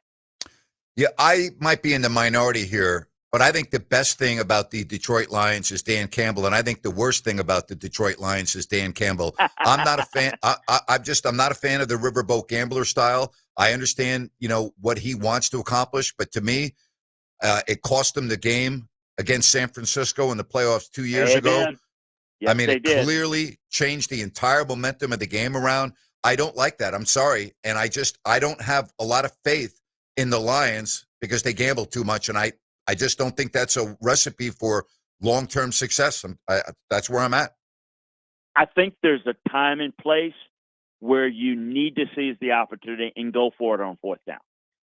There is. But you're right. Against San Francisco, I mean, they're a punt the ball and play defense away from locking that game up. They blew that game. And that's what we do. Well, okay, then that's why you win and then you lose in a big moment like that, because you can't be all bravado. I mean, you love the fact that we're going to bite your kneecaps, and that's great until, you call a game like a meathead and you go home because you just get too much bravado, and it just costs you in a moment like that because you had the better team that day and you left with an L, and we left it all out there. Well, no. you didn't leave it out there, you kind of screwed it up. And I agree with you. And now, maybe in a game like this, you might have to take some chances, and maybe they're going to need that down the stretch to win it. But it does come back to get you. And look, last year the injury, Aiden Hutchinson, they kind of fell by the wayside. I don't think the defense is good enough to make that deeper run this year. So, you wonder about that team and that window, and you maybe their best chance came 2 years ago. So I think you gotta look at that, and I think that's a really salient point. Chris, I always look for teams right after Thanksgiving that not a lot of people are talking about, that I look to be, okay, I could see them going far. And I don't know if I'm crazy for talking about the Houston Texans, but their defense is so good, and their quarterback is healthy now, and they had a very rocky beginning to this season. They've now won 4 in a row. They're sitting there at 7-5, and they're going to be in every game because of that defense. What do you think of the Texans? No question about it. I agree with you. The defense carries them. Healthy play by the quarterback, and he's starting to play like he did in his rookie year. I think they are a dangerous team. They're a dangerous team the rest of the way. I'm not so sure that they're, I know the results haven't indicated, but I really I think Indianapolis has been really balanced, and I think they've found a way to win games, and I give them a lot of credit. But I think the upside, the ceiling is higher for Houston in that division. And so I think there's a lot to be excited about with Houston. And you're right, because you look at it, New England has been rock solid good. Denver has managed to win, but there are times where you wonder about them. Jacksonville's a fun team to watch. I don't buy Baltimore. Don't buy the Chargers. I mean, you always got to count the Bills in with Josh Allen. Kansas City, we know their story, just even surviving to get in. Houston is a team to watch because they've got a path, and they've got right now a healthy quarterback and a really good defense. That is something to hang your hat on, and I think they are dangerous come playoff time if they can get in, and I think they will. Final thing for you, Chris, the Philadelphia Eagles, they look like a mess right now, don't they? They do. They really do. And look, here's the thing. This is the perfect example when you have things set up in the right way and everything is going right, it goes right. But when there's a chink in the armor, and so what do I mean by that? It needs to be the best offensive line, the best running game in football, a quarterback that can run, force 8, sometimes 9 defenders in the box. It's easy to play pitch and catch, make big plays, the tight end over the middle, one-on-ones on the outside. Well, guess what? They're not as dominant up front. They don't run it quite as well. They're not a team that's going to beat you as a pass-first team. And I think it puts them in difficult spots, and I think it's putting the defense in peril. But when everything's going well, the defense doesn't have to be on the field for as many snaps. They can play with the lead. It's a completely different game, and that's what we're seeing right now. It's not going on schedule in the way Philadelphia needs to do it. And the quarterback is outstanding for what he does for them. But he's not a guy like a Josh Allen or Patrick Mahomes that can put his team on the back when things are not good enough and say, I'm going to go make a play and kind of take it away from the opponent. They need to have it all go well. And if it's like they hit the little rock on the road, then it steers them into the ditch. And I think that's what we're seeing, and that's why it's kind of like, let's hold on and get it back on track and see if we can make a run. But they really look they really are struggling. Chris, great stuff. Enjoy the weekend. We'll look forward to doing it again next week. Be well. Thank you. Great stuff. Chris Landry, LandryFootball.com. Hey, I want to talk to you about my friends at DAS Mechanical. Did you know most homeowners are changing their heating and air systems from gas to all electric?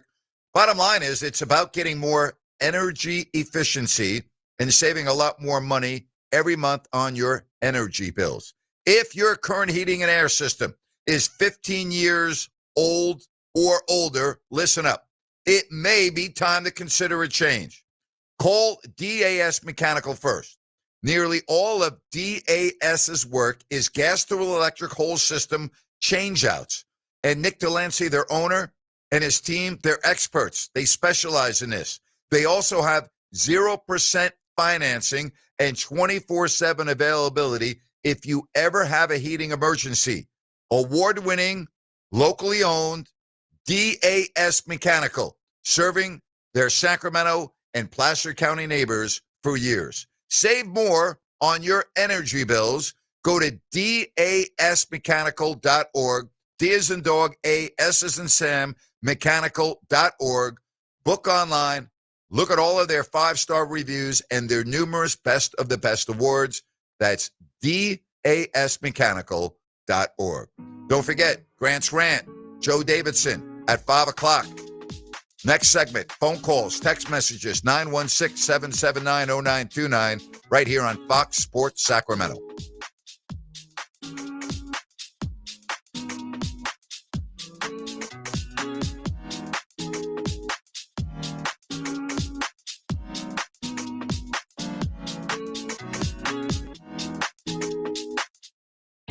The holidays are here, and Gabrud Services is here for any electrical need or emergency.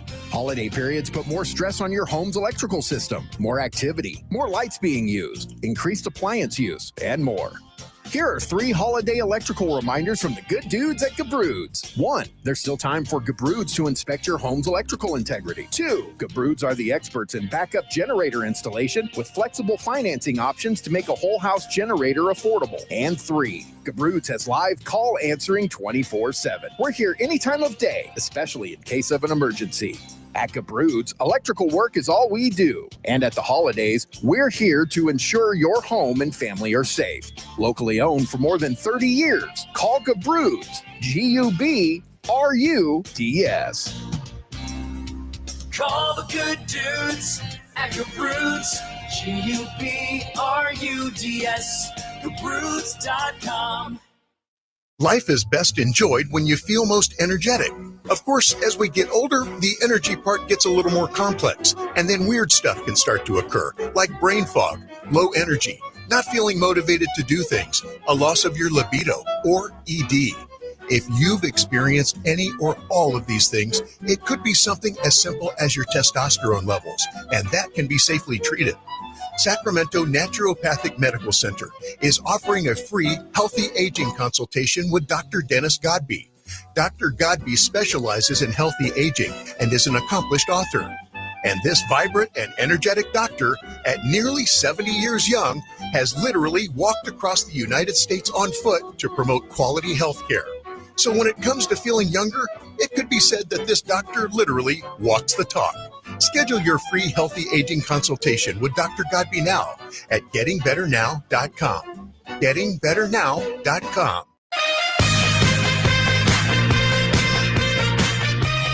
Love talking football on Thursdays with Chris Landry. I think we're going to have Sean Salisbury on tomorrow. Talking about Brendan Marion, the head coach for Sacramento State, on his way to the University of Colorado. Joe Davidson, Sacramento Bee, coming on right after Grant's Rant. We take your phone calls, messages, 916-779-0929. Ryan, we talked about this in hour number 1 as the Kings hit Miami now with a record of 5 wins and 17 losses. Do you think that we see Max Reynaud into the starting lineup against Miami? I don't see any way you don't put Max into the starting lineup unless your concern is him going against Bam, because that's a different matchup than he had last night in Houston. How about you, Napes? Yeah, I mean, I have to look at matchups. I don't want to put him in a position where he can't succeed. I would agree with that. And that's something that Doug has evaluated with Max. He talked about earlier in the show when we listened to that soundbite. But Doug was very high on his play. You know, last night was the first time since 2011 the Kings have had 2 players off the bench score 25 or more. So here's Doug on Max's game last night. Some really good things with him. I want him to, make sure that he is really dialed in and taking care of the basketball. They had the one turnover. His ability to do so many different things on the court, speaks some good things going forward. He has good size. He communicates well. Just watching him out there, you can see how with time and repetition, he is going to be a good pro. He just needs that ability to get out there, and you have to get out against your Senguns and your Adams and these guys. It's a must to start to understand the different little aspects of the game. He was outstanding last night, and you called that. You thought it was a good matchup for him against Sengun, and it was a good matchup for him. You were right on. Yeah, although the Kings did get out rebounded terribly, gave up a season high 76 points in the paint. Overall, you got to be happy with what you saw from Max. And the big thing too, Grant, is I'm excited to see how his body progresses. But I'm happy that he's on the floor for this reason. It does somewhat improve the Kings' defensive flexibility. How so? Because he's able to switch. And that's something that Drew Eubanks has a little bit of an issue with. I've asked Doug about it personally, as I've asked Keegan about it personally. That is part of switching 1 through 5, where Max will take that matchup. And more times than not, he does a decent job. Well, I like what I've seen. And I told you this back, I want to say it was my first week on the radio. When I started this show on September 2nd, I was with Peja Stojakovic, who had watched Max play a lot in person, and he was raving about him, so much so that he said he should start. I go, he should start? He goes, yeah, if I was coaching a team, he'd be starting in the first game of the year. How about that? That's how much he loved Max. That's saying something. Yeah, there were times actually a couple of times specifically at training camp where Doug, highlighted Max, and then we didn't see him, and then same thing with Neek to a degree. But a couple of times that I specifically wrote down where Doug sat down with Max's player development coach and said, hey, you need to ask him to improve on this, work this into his game. And the next practice, Doug's coming out and telling us not only did he work it in, he did it right. And all right, here's the next part of the evolution for Max Reynaud, other than the physical part, which I'm not worried about. All players go through that, and that's why you have a strength and conditioning coach. It doesn't happen overnight. It takes time. So I'm not worried about that. So now that Max Reynaud in this past week has been on the floor for significant minutes, there's a lot more video on him. There's a lot more scouting on him. And coaches on other teams, as they put together their game plan to take on Sacramento, now are detecting strengths and weaknesses in Max Reynaud's game. And their defensive game plan is going to be to attack his weaknesses. Sure. And very often, what we will see, particularly with a rookie, is their development will be very much like a roller coaster. And part of that is having to adjust and learning to do different things based on the way the defense is playing you, because they now have a lot more video. They've got a lot more on you. And so that, to me, is going to be the next part of his growth. So if we were putting together a scout of Max Reynaud, what would you put on the list right now? I would probably try to get physical with him. That would be number one. As far as how I would defend him, I don't have enough in my mind to be able to tell you currently how I would go about defending Max Reynaud. I would say I would not leave him open from beyond the line. I think he's got a great touch. I think I wouldn't just say, show me that you can beat me with the three. I'd be up on him on the circle because I've already seen his shot. So I wouldn't just take the notion like you do with certain bigs, show me that you can make the shot. I've seen enough where he can make the shot. So I'm not going to give him space on the perimeter. What about you? It's a great point. That's actually the number one point that I would put, and I would do it for a different reason. His passing and the way that he sees the game, he sees it at a very high level, which is, I think, part of the reason Peja made the comments that he did to you. and the ball does not stick with him. He makes intelligent plays. He sets good screens. So I would not give him that space that I would give a Drew Eubanks per se. Yeah, exactly. 916-779-0929. Anything else from the postgame last night that really stood out to you from Doug Christie? You know, he just talked about the disappointment of that third quarter. We hit it last night on the post-game show. The Kings came out and held their own in the first couple minutes, even went on a little run, and then it just came in a flood for Houston. You knew it would probably happen. Here was what Doug said about the third quarter. When you have bad shot selection and shot quality, all of a sudden the floor is unbalanced. They're getting fast break. 18 fast break points in a quarter at the 17 or 18. You just can't live with it. We played a decent first half. It wasn't exactly perfect, but we kept ourselves in the ball game. And then, the third quarter, it's just a jailbreak, and they're getting layups and turning the ball over. You can't live off a steady diet of that. It's just impossible. And the start of the game was horrible. The first 2 minutes, you couldn't even get a shot off. It was turnover after turnover after turnover. It was a joke. It was a joke. And when you got a shot off, I shouldn't say you didn't get a shot off in the first, but the shots were poor shots. You were turning the ball over. It was terrible. Yeah, that Russell Westbrook 3 is starting to cool off significantly. Well, you knew it would, yeah, based on history. Yeah, exactly. Although, to his credit, he was trying to get Max the ball when Max was rolling. Question from the YouTube chat, Grant. What is the trade-off for rookies getting minutes in the NBA versus the G League? Very simple. You're going against the best competition in the world, and you're generally as good as the competition you play with. And the best way to learn is going against different professional players every night on the NBA stage, because this is all about learning for Max. And the more he learns, the more he absorbs. He has to be a sponge right now, is going to accelerate his development. So your development right now, if you're playing 30 minutes every night, which he did last night, there's no substitute for that. Like, you can't, you're in the big boy league, you're playing against the best. There's no substitute for that. Even if it goes bad on some nights, it's still invaluable. Yeah, that's when you look back and you say, okay, well, I learned from this. I can take this from that player, as Doug kind of said after the game. And that's going to be the big thing. And I'm not going to lead you into one of your rant choices yet, but the officiating this year has just been so much different from the edict last year about physicality. Good or bad?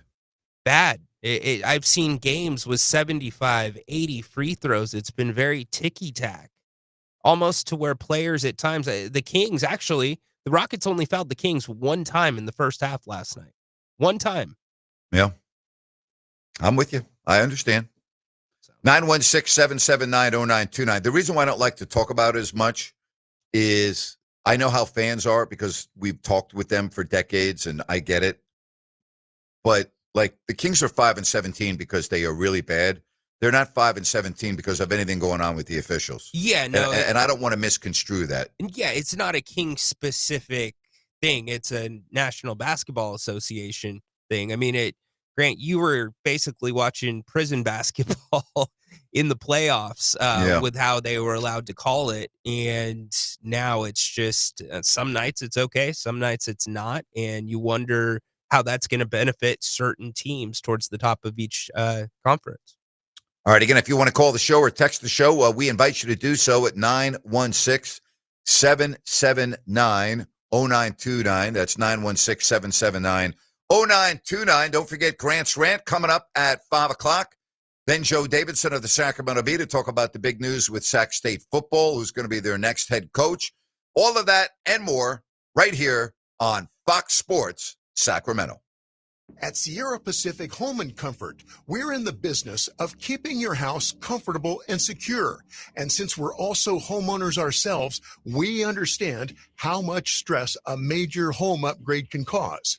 If you own an older house that's due for a new heating and air system, but like so many people, you're holding off due to the cost, we understand that too. At Sierra Pacific, our finance team can work with you to get you into a brand new system this winter. We'll come out and perfectly install it so you and your family can start enjoying your new super efficient HVAC system now. Energy rates in California are outrageous, and the only way to fight back is to use less energy. Call or visit us at SierraPacificHome.com. Let us help get you into a new HVAC system in time to enjoy it this winter. Sierra Pacific Home and Comfort. Heating, air conditioning, solar, and electric. Sierra Pacific Solar Heating and Air. The guys in the big red trucks. The holidays can be a time of increased stress for those struggling with opioid or stimulant use disorder. Complex family dynamics, financial strain, and cultural expectations can weigh heavily and become a tipping point for those battling the physical and mental effects of addiction. But the holidays can also be a time for pause, reflection, opportunity, and new beginnings. They're a chance to take stock of what we have and are thankful for, to remember what's most important to us, and to consider what we can change. The holidays are a time of hope. So this holiday season, choose treatment and recovery. Embrace the support and company of family and friends, and create special moments. Get started by finding a proven opioid or stimulant addiction treatment provider near you at choosechangeca.org. Find a proven treatment option that's right for you. Recover you at choosechangeca.org. That's choosechangeca.org. Hi, it's Margot from Bennett's Restaurants. Start your weekend off right with Bennett's Bubbles and Brunch. Every Saturday and Sunday from 10 to 2, enjoy 2 entrees and a bottle of Prosecco for just $49. Indulge in favorites like our Dungeness crab omelet, country fried steak, or eggs Benedict. Whether you're celebrating, catching up with friends, or just treating yourself, brunch at Bennett's is always the right occasion. Come raise a glass, your table is waiting. Reserve now at bennettsrestaurants.com. That's bennettsrestaurants.com. Looking for the ultimate night out? Welcome to HQ Showgirls, Sacramento's premier adult gentlemen's club. We're the only topless club between Reno and San Francisco serving alcohol, beer, wine, and champagne. All inside over 6,000 square feet of pure excitement. Planning a party or a VIP night? Call our VIP manager now at 916-389-0199 to book your table. Come experience the energy at HQ Showgirls, 851 Richards Boulevard, Sacramento. Open 9 p.m. to 3 a.m. Sunday through Thursday and until 4 a.m. Friday and Saturday. Visit hqnightclub.com, where the night begins and never stops. Hey, it's Grant Napear for Village Financial Group. I have known broker-owner Spencer Grimmenstein for 25 years, ever since he began his family-owned business. Whether it's a home equity line of credit or buying or selling a home, Spencer is a very creative financing specialist with access to private money. Check out Village Financial Group at bfgloans.com or call Spencer at 916-805-4868. Be sure and call for the investor special. And if you go to their website, bfgloans.com, you can find over 9,000 properties available for purchase. Folks, Spencer is awesome. Trust me. Again, I've known the guy since 2000. It makes sense to call Spence at 916-805-4868. Village Financial Group, looking out for your best interest. Call 916-805-4868.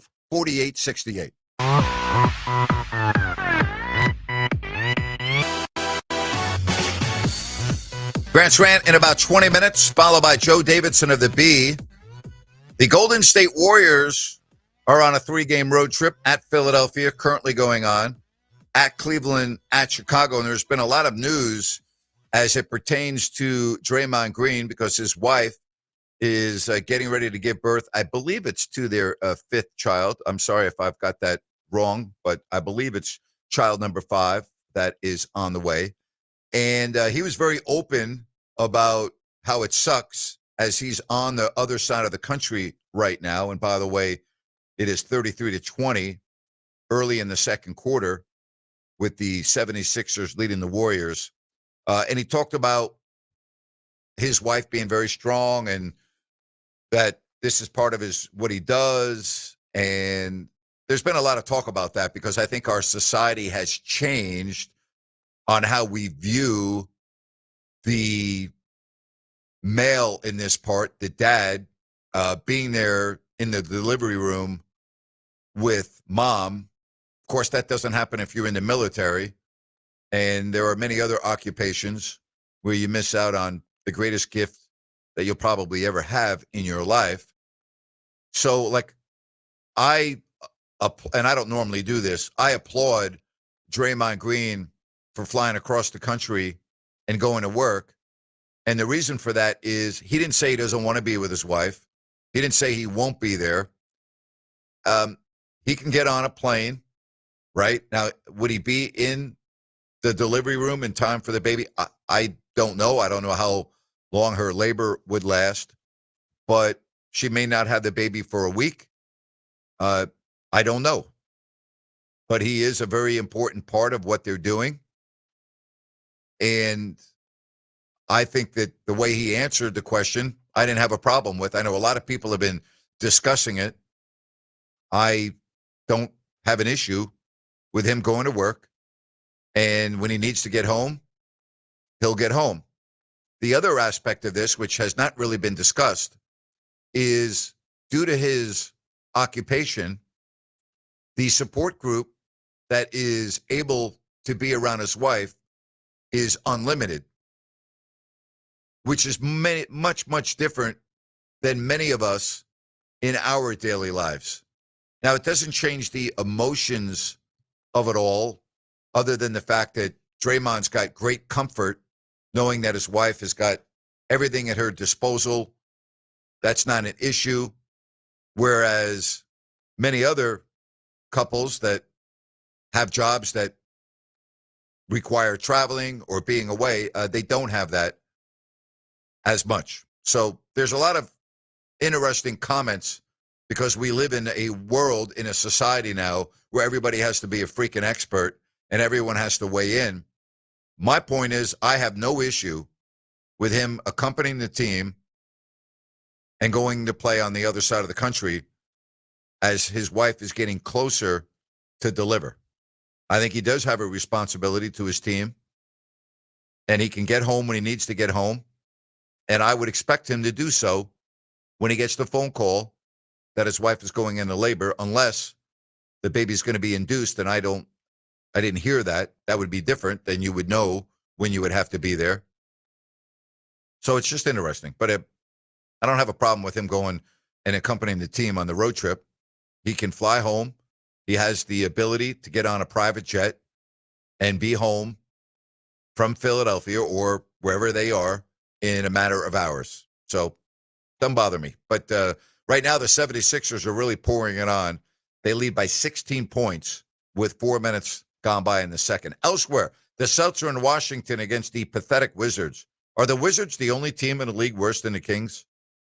I mean, seriously, are they the only team worse than the Kings? They are really, really bad. 43-34. Jazz are in Brooklyn, just starting. Lakers are in Toronto. Talking about the Lakers, also Luka Doncic. All right. And Luka, congratulations. New dad. Good job. Not with the ball club. Rhino, do you have any thoughts on this? Because, I mean, I think it's important to be there for the birth of your child. I was for both of my children. I can't imagine missing it. Yeah. But I also was at work when Trent was born, and I was in the middle of doing my radio show when I got the call, and then I left in the middle of the show and went to the hospital. Yeah, I think it's an individual's decision. Draymond knows that this is his profession. It's not a surprise that he might, or the baby might be coming this time of year, based off of, the 9 months whenever they found out, and looking at the NBA schedule and doing the math. It's just a crappy circumstance that you're all the way across the country. But and the other aspect is, how does your spouse feel about this? How does your partner feel about this? And if she's fine with it, then that's also part of the equation. Yeah, that is too. So, hey, some spouses do not want people there. I get that. So, I feel for him though. But with being able to have, like you said, the different accessibilities to get back and have people around her, I understand as well. Yeah, I can't walk in a mom's footsteps. No. But I would just tell you, in visualizing and being there, I really wouldn't want anybody in the room either, other than the my husband or the father of my child. I mean, but that's just me, and maybe I shouldn't say that because I'm a man. I'm not a woman, but I don't think I'd want I don't think I would want a lot of people there for that. So we were the exact same way when Liam was born. And it was funny because my mother-in-law was just bent on getting back there. And she kept sneaking back. Finally, the nurse comes up to our room and they're like, this lady keeps peeking in your room. She doesn't have a badge to be back here. Do you know her? And I look out and I'm like, never seen her before in my life. Oh my gosh. Oh, they let her classic. stay. They let her stay out, and so I mean, they let her stay in the waiting room. But yeah, no, I get that. You know, there are machines though, Grant, that can now give males the experience of contractions.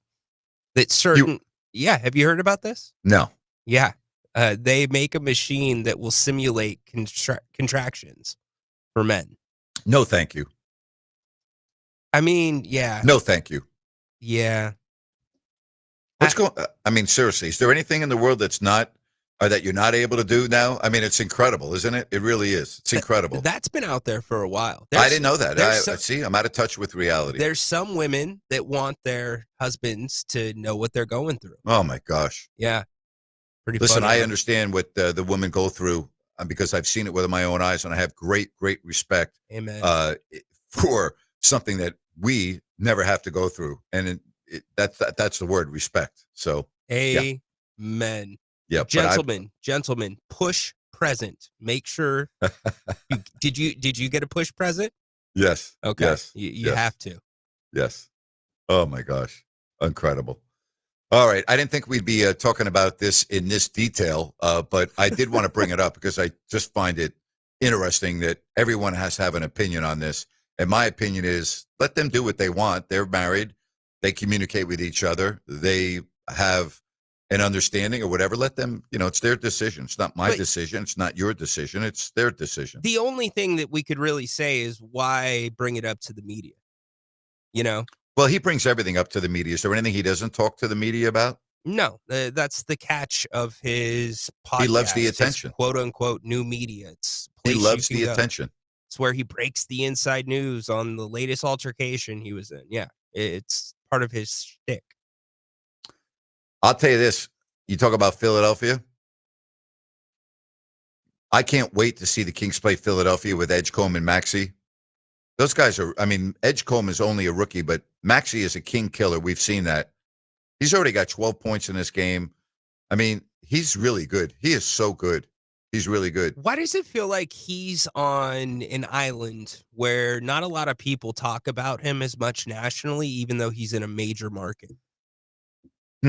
That's a fabulous question. I don't know. I think maybe he's always overshadowed by everything surrounding Joel Embiid, because with Philadelphia, it's Embiid's not playing, he is playing, he's not playing, he is playing, he's not playing, he is playing. Like, I think that has something to do with it. I really do. What do you? Yeah, I think that's certainly part of it. In some ways, that team might be better off making it Maxey. It kind of is Maxey's team at this point, but just riding the future out with him.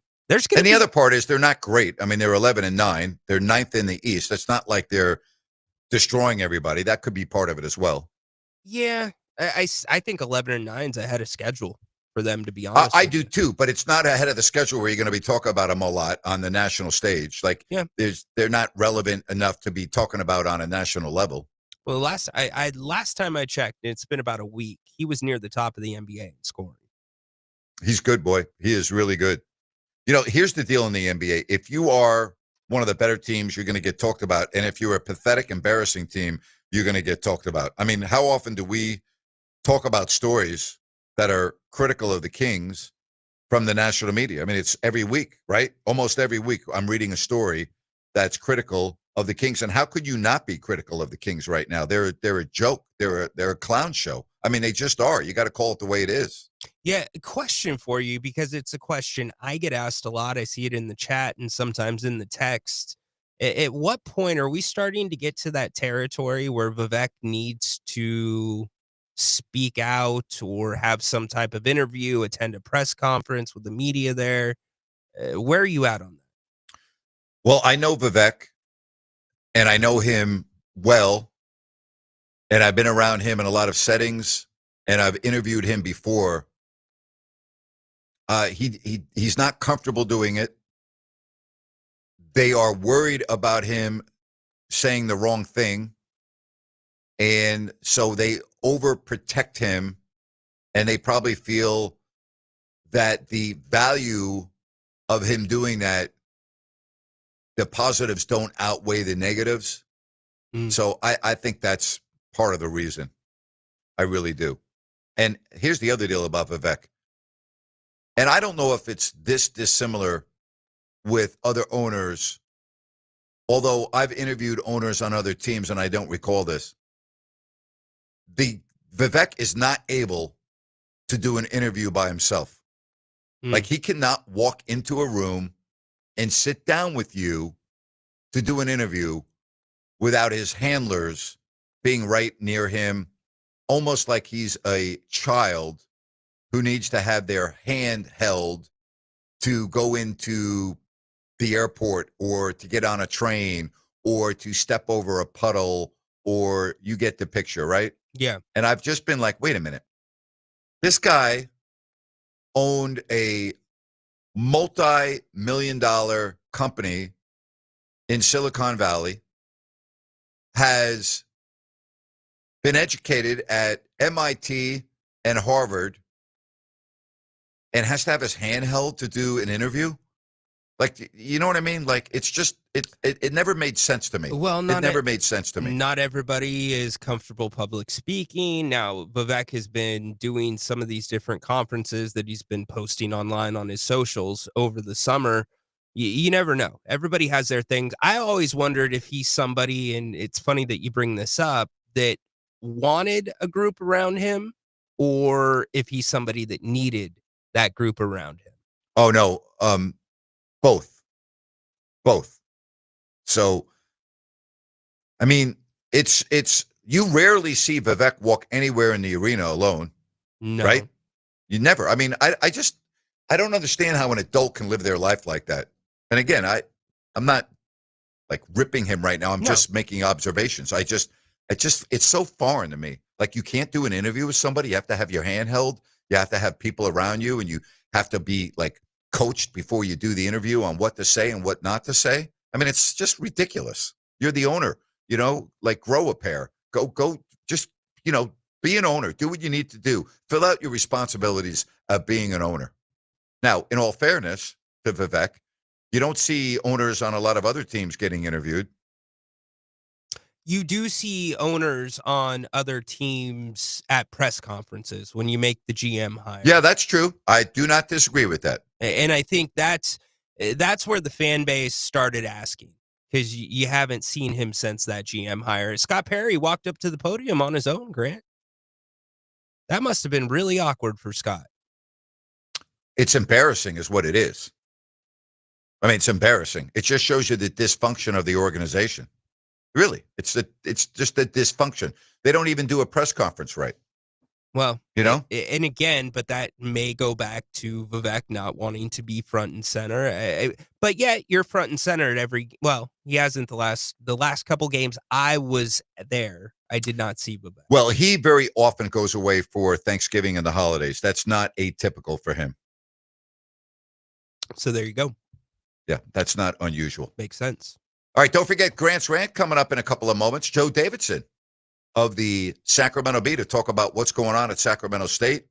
Can't wait to have Joe on. Also, the CIF State NorCal Halls. Yeah, we got a lot going on here with local sports. Yes, but I love doing Grant's Rant. And then, of course, we got football kicking off in about 20 minutes with the Cowboys and the Lions from Motown. Yes, indeed. Love it. Joe Davidson after Grant's Rant. That's coming up shortly. Grant Napear on Fox Sports Sacramento.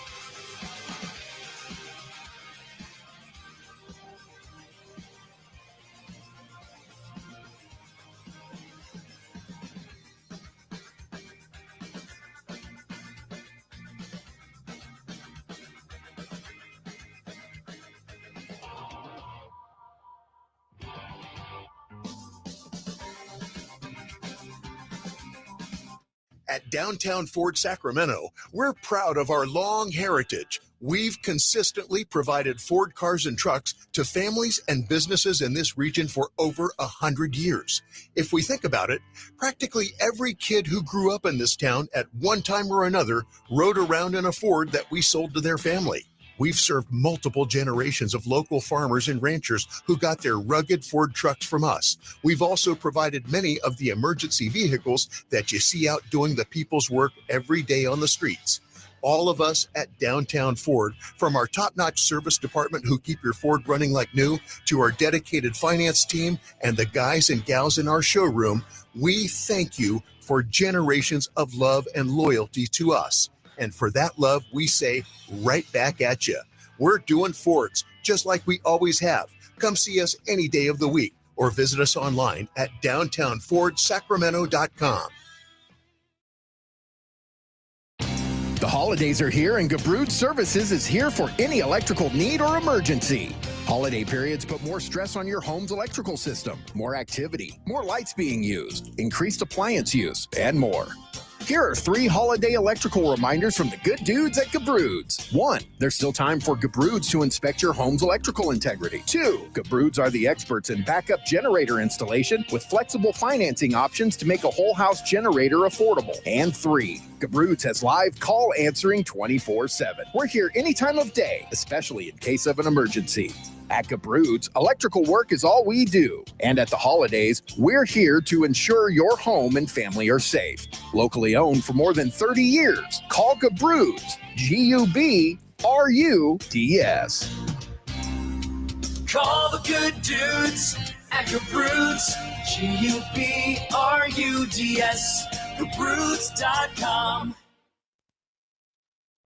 I'm Dan Patrick, and this is Above the Noise. Chasing a title in the NBA often requires boldness. The league is too deep, too competitive to sit around and hope for organic growth. But aggression cuts both ways. When it works, you hang banners. When it fails, the crash can be just as dramatic. Started in Milwaukee, the Damian Lillard swing was supposed to extend a championship window. Instead, the Bucks are under 500. Lillard's gone, and now it's being reported Giannis is asked down. And then there are the Clippers, a team that spent years flipping picks and prospects to form a veteran super team.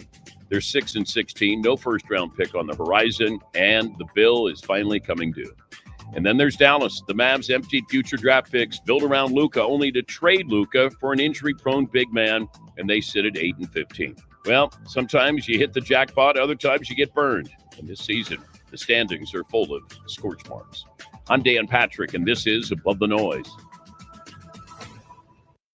This holiday season, skip the same old gifts and send something that's truly unforgettable. From Heartland Steak Company, we're talking premium, hand-cut Midwestern meats such as USDA Prime and Choice Beef, all-natural pork, and tender chicken, all delivered straight to their door with care and convenience. Whether you're shopping for family, friends, clients, or anyone who appreciates bold flavor and quality meats, Heartland Steak Co. has something for everyone. Choose from Grill Master packages, holiday gift boxes, or freezer fillers, each one hand-picked, flash frozen, and packed to preserve unbeatable freshness and taste. It's the perfect way to share the true Midwest flavor this season. Ordering is quick and easy at heartlandsteakco.com. And when you order right now and spend $199.99 or more, you'll receive free shipping plus $25 off your order with promo code GIFT. Give the gift of flavor this holiday season with Heartland Steak Co. That's heartlandsteakco.com. And don't forget to use promo code GIFT. Taste the Heartland difference. Grant's back. Join the conversation every weekday afternoon beginning at 3 p.m. KSAC 890 AM Olivehurst, K284CM 104.7 FM Sacramento. It's time for Grant. All right, Rhino, let's do it. What do we got? Grant, Lane Kiffin isn't the only one still making some news around LSU. It's been reported by multiple media outlets that Brian Kelly played over 400 rounds of golf in his 4 years at LSU. Do you have a problem with that? Was he really all in on football? Second rant option is the NBA has fined the Atlanta Hawks. How about this? They fined him $250,000 because Darius Garland did not play on a national TV game, but played the night after. So improper reporting there. And here's your last one. You could go a few different ways here. This is from the New York Post Oddities. Weird but true. DoorDash driver drops chicken wing on concrete, puts it back in box, and licks his fingers in gross caught on doorbell camera scene. Wow. I mean, wow. I can't go to the ladder. I didn't see that. Let me tell you something. We know the load management in the NBA is a joke, but now it's okay to rest your players as long as the game's not on national TV. What a freaking disgrace. Seriously. I mean, it's an outrage. And of course, Steve Kerr does this all the time and they don't care. So you're going to fine a team $250,000? Like that's a big deal to these teams? It's a joke. You know that most of these players that we salivate over, like the real big players, the stars, they make $500,000-$600,000 per game. Teams are like printing money, and you're going to fine a team because they didn't play a player on national TV. Again, we talk about this too much in the NBA. If you're good to go, play. Stop it with the nonsense. And you want to know why there are so many injuries? Seriously, you space the games out. No more 4 games in 5 nights. Let's stay in the city to play the team twice so we don't have to come back and play them again. I mean, it's a freaking joke. It really is. The whole thing is a joke. It's got me infuriated. And that's my rant for today. It's time for Joe. Another rant. Another rant Grant, from it's my always good guest, Joe Davidson. Go ahead, buddy. Well, Grant, it's great to join you. Good to see that Rhino's carrying the load. We've talked about this load management that's on Rhino's shoulders. But I got a rant in your spirit of rant. So Wednesday of this week was National Signing Day for high school football players across America. Big day, special day. You're signing your name to a binding contract to play on scholarship football for a Division I NCAA program. That's great. The parents need to listen to this. I get this complaints all the time. Why aren't Sacramento State and UC Davis recruiting this area harder? They should only have Sacramento recruits. I said, it doesn't work this way. This is big boy ball. Put your big boy pants on. Get understanding. Why would Sac State and UC Davis only recruit Sacramento? They have the ability and the responsibility and obligation to recruit the entire state, maybe the entire country, because it's big-time college football. This is it. The junior college programs locally get neighborhood kids. So nobody's sleeping on your boy.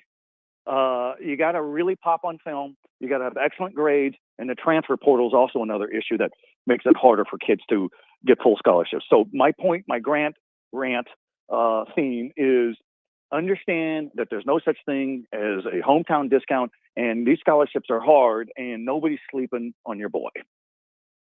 And that that's feels good. Joe's rant for today. Love it, Joe. Joe, if I ever miss a show on a Monday or a Tuesday, whatever, a weekday, maybe I will just call you and, I'll say, hey, Rhino, man, you got to get Joe on. I'm off today, but you got to have him do the rant for me today. And you could just carry on with the tradition, buddy. I like that. I think, you know what we'll do? I'll come in, sit in studio, and then Rhino and I'll just carry the show, and then your team won't work on the following Monday. Perfect, man. Love it.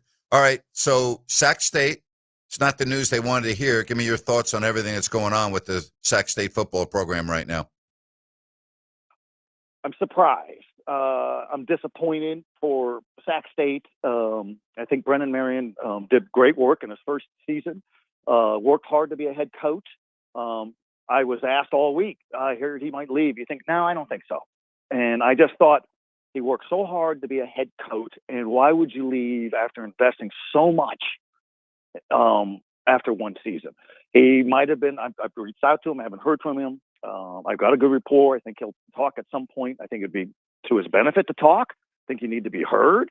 I think a lot of these recruits he just signed yesterday were probably not expecting this. Maybe they were, I don't know. But this is the nature of college football. And the beauty for Sacramento State, though, is there's going to be options.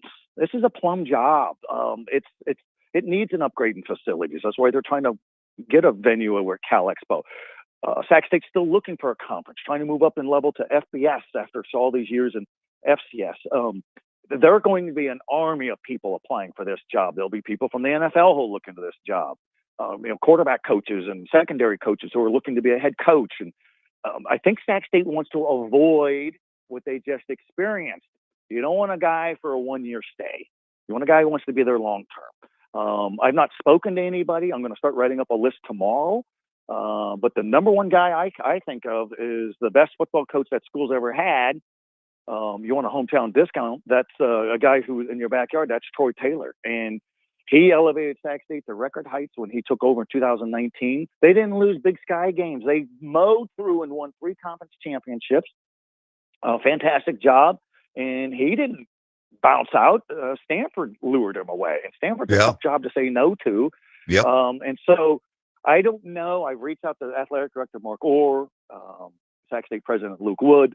I don't have any idea if they've even entertained this, but I would think that it's a possibility. I've not talked to Troy in a while, Troy Taylor, but I will tell you this. He is the finest coach I've ever been around. I mean, this guy that works. Oh yeah. And I didn't see Rick Adelman as often as you did, Grant, but I was there a lot. It's 2 different sports, but I just think what he did at Folsom High School, elevating the record championship hopes, expectations, and executing those expectations with Chris Richardson. And then what he did at Sac State was remarkable, and he would have gotten things going at Stanford. I don't have any doubt. This guy, I think it would be an incredible reunion if it happens. I don't know if there's even discussed it, but those are the kind of names that are out there. What they cannot do, Grant, is get somebody who just wants to kick tires for a year. I think it's just a lot of wasted energy and time, and it's not healthy for the program. I applaud a guy over Yolo County. Tim Plow at UC Davis is very happy there, and met his wife there, played quarterback there more than 20 years ago. And, and there are schools that have inquired about him. And it's going to be hard maybe at some point to turn down massive raise in salary, but I think he's pretty genuine. There's more work to be done there. And so it'll be interesting. And I would think the timing's just interesting. They just signed all these kids, and now they're going to have a different coach. It's unbelievable. The nature of it. Yeah, but I would think there's going to be something done in a matter of, I don't know if it's days or weeks, but it's not going to be months. So this has got to be, there's another signing period. This was only the early signing period. There's another signing period in February. And as we know, Grant, college football is all about player recruitment and relationships. Sure. Okay, so you talked about the aspirations of Sacramento State football. Personally, I think they're biting off more than they can chew. I don't think it's going to work, but that's just one man's opinion. I want you to look into your crystal ball for me. Where do you think Sacramento State football is going to be 10 years from now? Ooh. Let's shorten it to 5, and then I'll give you 10. Okay, let's go 5. Let's go 5. I think if Sac State can get Troy Taylor back and bring that native son home, and he did great championships there, I think they can do everything that Luke would want. I think they could get into the FBS. I think they can succeed in the FBS. And I'm not talking succeed. I'm not saying make the college football player, but I'm saying be a player. I don't know what conference that would be, because there's a lot of great potential in Sacramento. It's the largest media market, I think, somewhere I saw in the country, maybe, or at least on the West Coast, that doesn't have it. Yeah, but there aren't. I don't know where the fans come from. Joe, I'm sorry. I don't see the interest. I've been here since 87. Sacramento has never been a good college football market. Never. They don't watch the national games. The TV ratings reflect on that. The crowds at Sac State and Davis are okay, but they don't knock you off your feet. I understand the facility's not great, but I don't see there being enough fans to support this. I don't think there would be enough interest. Again, maybe I'm being a pessimist, but I don't see it, Joe. I don't see it. And I can see that argument. And this is why it's such a big gamble. And pulling out of the Big Sky Conference, I didn't agree with that. And Sac State did really well with Troy Taylor in that conference, and it's excellent football. And but with their ambition to go FBS and somehow get into a Conference USA, we don't know. You got to have an opening, got to have a stadium. But the potential is there, and then you will find out. I just remember when Sac State went 12-0 or 12-1 in Troy Taylor's last year. They were number 2 ranked in America and FCS. The place was full, and Brennan Marion had some pretty good crowds. It's only 20,000 seating, so it's not like it's enormous. Nobody's going to confuse it with Cal or UCLA or the Rose Bowl or anything. But that all if Sac State only goes FCS independent next year, which is without a conference affiliation, that's going to be a tough draw. Sure and it is. If they're going to be playing a lot of games on the road against teams we've never heard of, that's going to be a problem. So you are right. And I think potentially I can be right where 5 years from now, if they get into a right spot, but will the president still be there? Will the athletic director be there? Great, We great don't point. know. I mean, think about it, Grant. 5 years is an eternity in college sports. And so Yes, it is. Let's put it this way. To answer your original question, 10 years. If they don't get the right coach in, if they don't get enough backing to get a nice stadium and to make it a real appealing, if they don't have a opponent that people will come and watch, then they could be in big trouble. There's nothing worse than an apathetic crowd. And we've seen it at Stanford and Cal. I mean, this is beautiful weather. It's Pac-10 football, Pac-12 football before the conference dissolved, and people wouldn't go. We saw some of those horrific crowds at UCLA with 4,000 people in a 100,000 seat venue. Terrible. So we'll see. It's not a fair comparison, but just the name Mike Bibby alone has led to overflow crowds of 3,000 people in Sac State's new basketball venue. And there was never any interest in basketball before. Good guys coaching. Brian Katz was an excellent coach. His kids graduated, but 2 winning seasons in 31 years, 35 years in basketball. And Troy Taylor elevated Sacramento. Yeah, Troy Taylor elevated Sac State from nothing to something. And that helped your recruiting and all of those things. So put in perspective, about 30 years ago, Sac State and UC Davis, both of those football programs were on the chopping block. This was an era where Long Beach State was folding program and Sonoma State and Chico State and Santa Clara. And it took student referendums, to vote for higher fees to save those programs. I don't think Sac State would wind up on the chopping block, but if you don't get people involved, if you don't get title sponsorships, if you don't get recruits, then none of it's working. But we saw a sample size of it over 3 years, 4 years with Troy Taylor. And so we'll see. If that's a story that we wind up doing, I think it's a great day. I think that would be fantastic. I have no idea. I do know in how this business works, Grant, there will be a lot of interest in that job. I would agree. I would agree with that. And then it's a shame right now, no Sac State Davis on the schedule, and another really tremendous Causeway Classic just 2 weeks ago. Again, is that a thing of the past, or do you think we can maybe continue it? Completely absurd. That should have been my rant. Can we just dial back and play the music again? No, I wrote a big story on that in the Bee, Grant. It's like, well, how does this end? 71 years of blocking and tackling, great games, and I know these teams need each other. You don't get big crowds unless they're playing each other. And I know a big part of it was when Sac State pulled out of the Big Sky after 29 years. That game's no longer an automatic because they were conference opponents. And so UC Davis athletic director Rocco DeLuca sent me a long note and asked, can you help us understand? And he nailed it. He said, pretty much people are blaming UC Davis. You're quitting on it. No, Sac State's the one that left the conference. And he said, we have binding contracts with all our non-conference opponents for the next several years. We're not going to break contracts. There's a fee to that, even though Sac State said, well, we'll pick that up. Yeah, it's still bad business.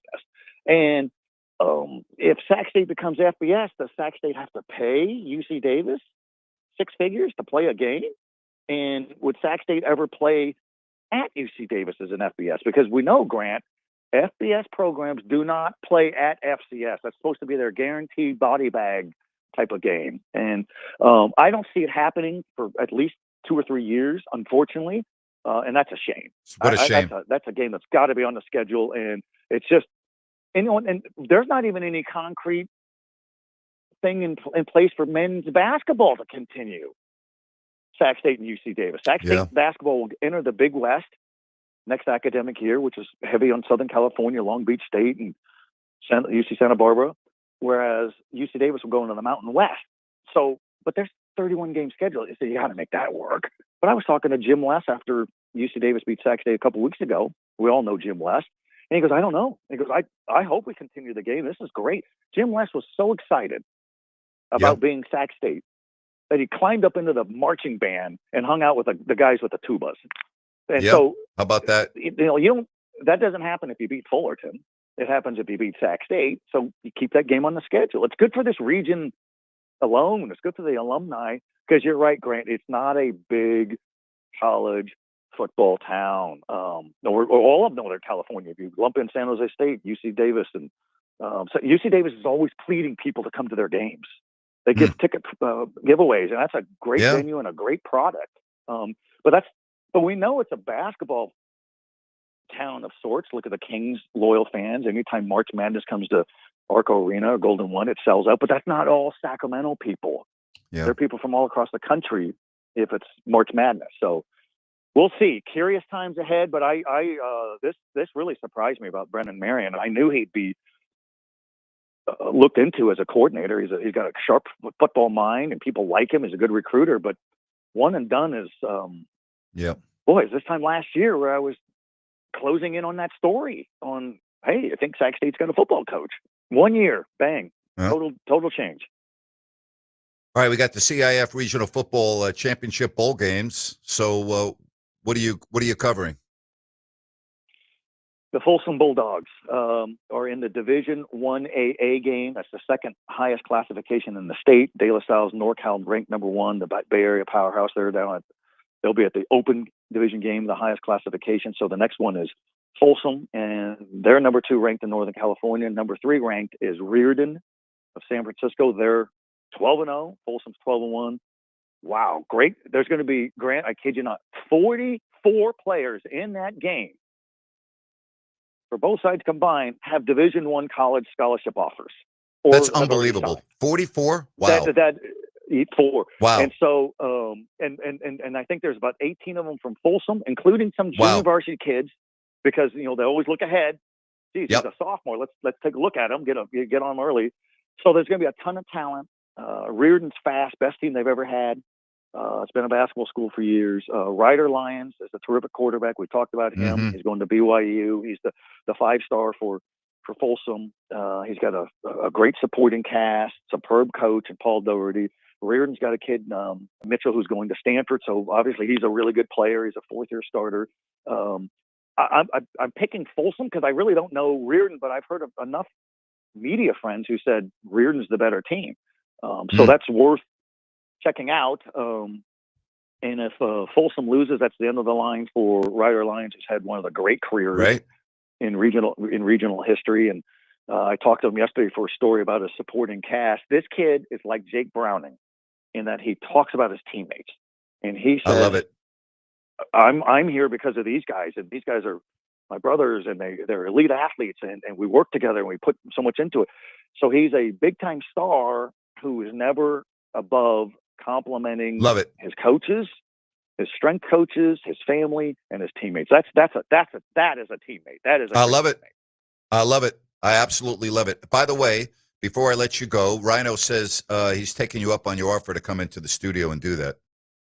He's holding it. He's not only taking you up on it. He's holding you to it. Is the actual verbiage that he used.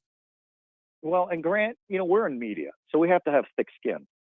I'm just going to tell you now, my friend, do not take it personal. If your boss has said, hey, kind of like this Joe Rhino thing, Joe D and Rhino Hour or whatever. I'm like, you never know. Just be prepared. And then we can have you on as a guest. All right, now Joe, let's have a gentleman's agreement right here. If that happens, I will be elated for you, but you have to allow me to come on your show occasionally and do a Grant's Rant from time to time. Is that a deal? I think not only a deal, it's a mandate. And we not occasionally, probably regularly. Hey, you remember Grant Napear? Who doesn't remember this voice? Here's Grant with his Grant Rant, and then the floor is yours. Hey, Joe, you're the best. I appreciate the heck out of you. You take care, okay, buddy? All right, my friend, and you and Rhino take care. We'll talk soon. All right, be good. That's Joe Davidson from the Sacramento Bee. Oh my gosh, that would be a classic. I would love that. That would be a classic. You know what else is classic? And that is DAS Mechanical. And I say that because many of you know about DAS Mechanical because many of you are one of their satisfied customers with a 5-star review.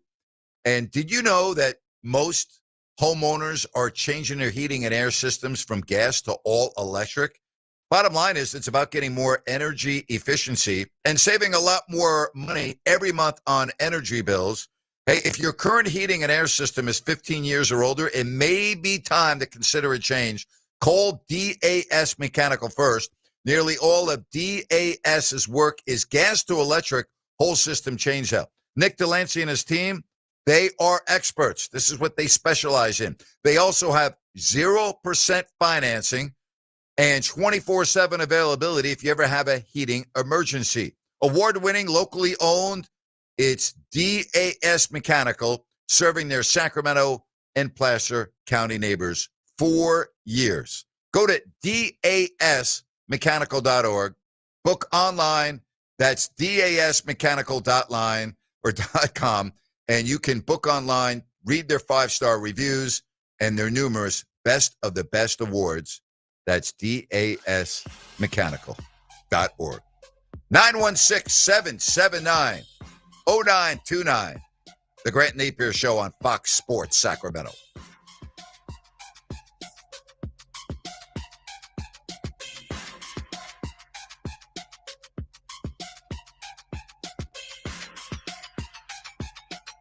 Hey, it's Grant Napear from my friends at DAS Mechanical. Did you know most homeowners are changing their heating and air systems from gas to all electric? It's about getting more energy efficiency and saving a lot more money every month on energy bills. If your current heating and air system is 15 years or older, it may be time to consider a change. Call DAS Mechanical first. Nearly all of DAS's work is gas to electric whole system changeouts. Nick and his team, they're experts. They also have 0% financing and 24/7 availability if you ever have a heating emergency. Award-winning, locally owned. It's DAS Mechanical, serving their Sacramento and Placer County neighbors for years. Save more on your energy bills. Call, text, or chat at 530-591-1055 to find out more, or go to dasmechanical.org. That's dasmechanical.org.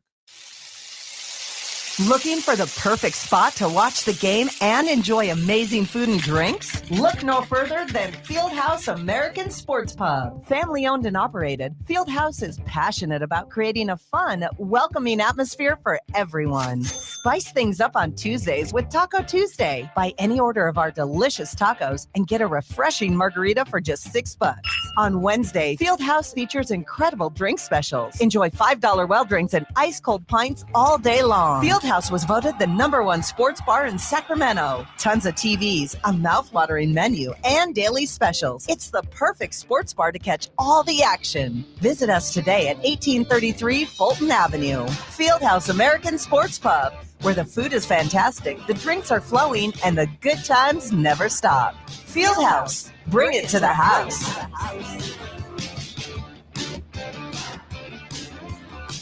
Are your lights flickering more than a disco ball? Tired of your office coffee maker and server room fighting over that one working outlet? Call the pros who keep the juice flowing. Elite Power Inc. Elite Power Inc. is the commercial and industrial electrical contractor who takes your power and lighting seriously so you don't have to. Elite Power Inc. handles everything from rewiring ancient office buildings to installing cutting-edge control panels in factories. Their IBEW 340 electricians have more certifications than your printer has error messages. And they promise not to judge your breaker panel's creative labeling. Get plugged in with Elite Power Inc., where sparks fly, but only in a good way. Professionally trained technicians, 24-hour electrical service, maintenance, and repair. Project estimating, the knowledge and skill for any commercial or industrial need. Call 916-739-1580. That's 916-739-1580, or go to elitepower.com.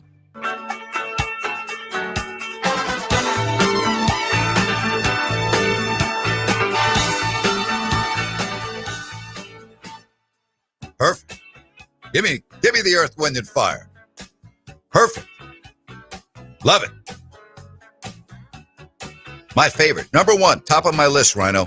The very top of my list. Number one. Surprisingly, I have not heard a lot of Earth, Wind, and Fire. Oh. I need to check it out. Oh, my gosh.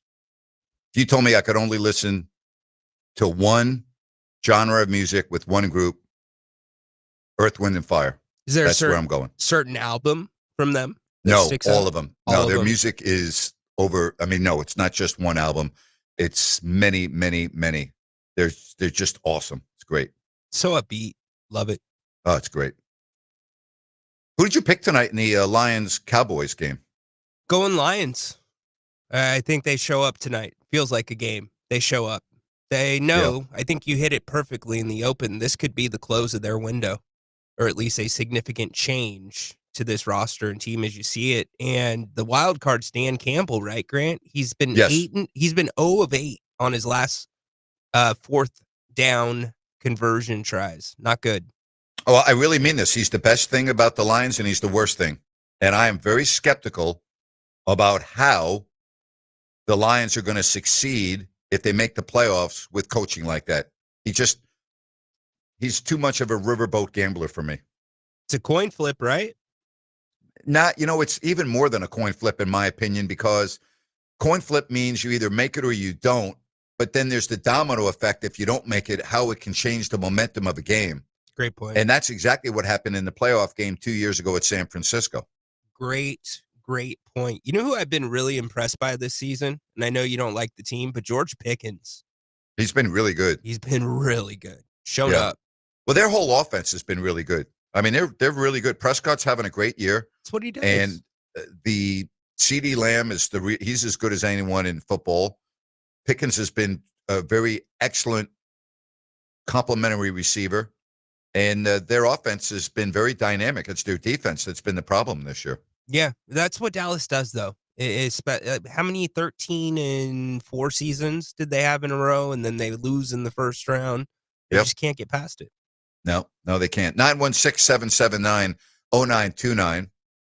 That's 916-779-0929. What do you think about, me losing my job and you and Joe taking over the afternoons and now just come on and do a rant once in a while? Sorry, you saw me standing and clapping for that because I was laughing. It's so good. And now we go to Grant Napear with a guest rant. Is that beautiful or what? I love it. Is that a classic? Joe's just on his toes, man. Joe's great. You came at him a little bit. Love You're like, Joe, how's it going to work here in Sacramento? I know. And he comes right back at you. Love it. I love Joe. He's great. By the way, as we follow up on that conversation, I don't think big-time college football will work in Sacramento. I don't think there's an interest for it in Sacramento. And I like Sacramento State right where they were, and now they're not there anymore, and it makes no sense to me. No sense to me. You wonder how far in advance this came together with Coach Marion. Because you've got signing day, and he's not the only coach. Lane Kiffin, the most notable. Yep. But what it does for Sac State this coming year with the momentum they're trying to build, because I would imagine you're probably going to have some guys that will change where they're going because of the coaching change. I just don't see Sacramento State succeeding with big-time college football. I just don't. I look at them. So my view of it, and because I was close to it at San Diego State with the basketball program, it's something you can't accelerate. You have to grow it naturally. And if you try to accelerate, it doesn't work. But conversely, I kind of think of Sac State as the San Diego State football program, because very similar. You have a lot of students that are commuting rather than staying on campus. And they just now built a stadium. I think it was 24 to 30,000 people on campus, Snapdragon Stadium. And that took, 15 years to build the program back up to a point where it was respectable, but it was done the right way. And I just, even with the fan support, it doesn't change how the product on the field progresses, right? Yeah, I'm not familiar with the history of San Diego State football like you. So I'm listening to what you're saying, and I'm trying to say, okay, is that similar to Sacramento State in terms of what their trajectory could be? I can't answer that. Yeah, And they're moving into the Pac-12 because that changed. It was Mountain West. But for me, because I've been close to both situations here in Sacramento and then there, they just feel very, very similar. It just takes time, Grant. Yeah. It does.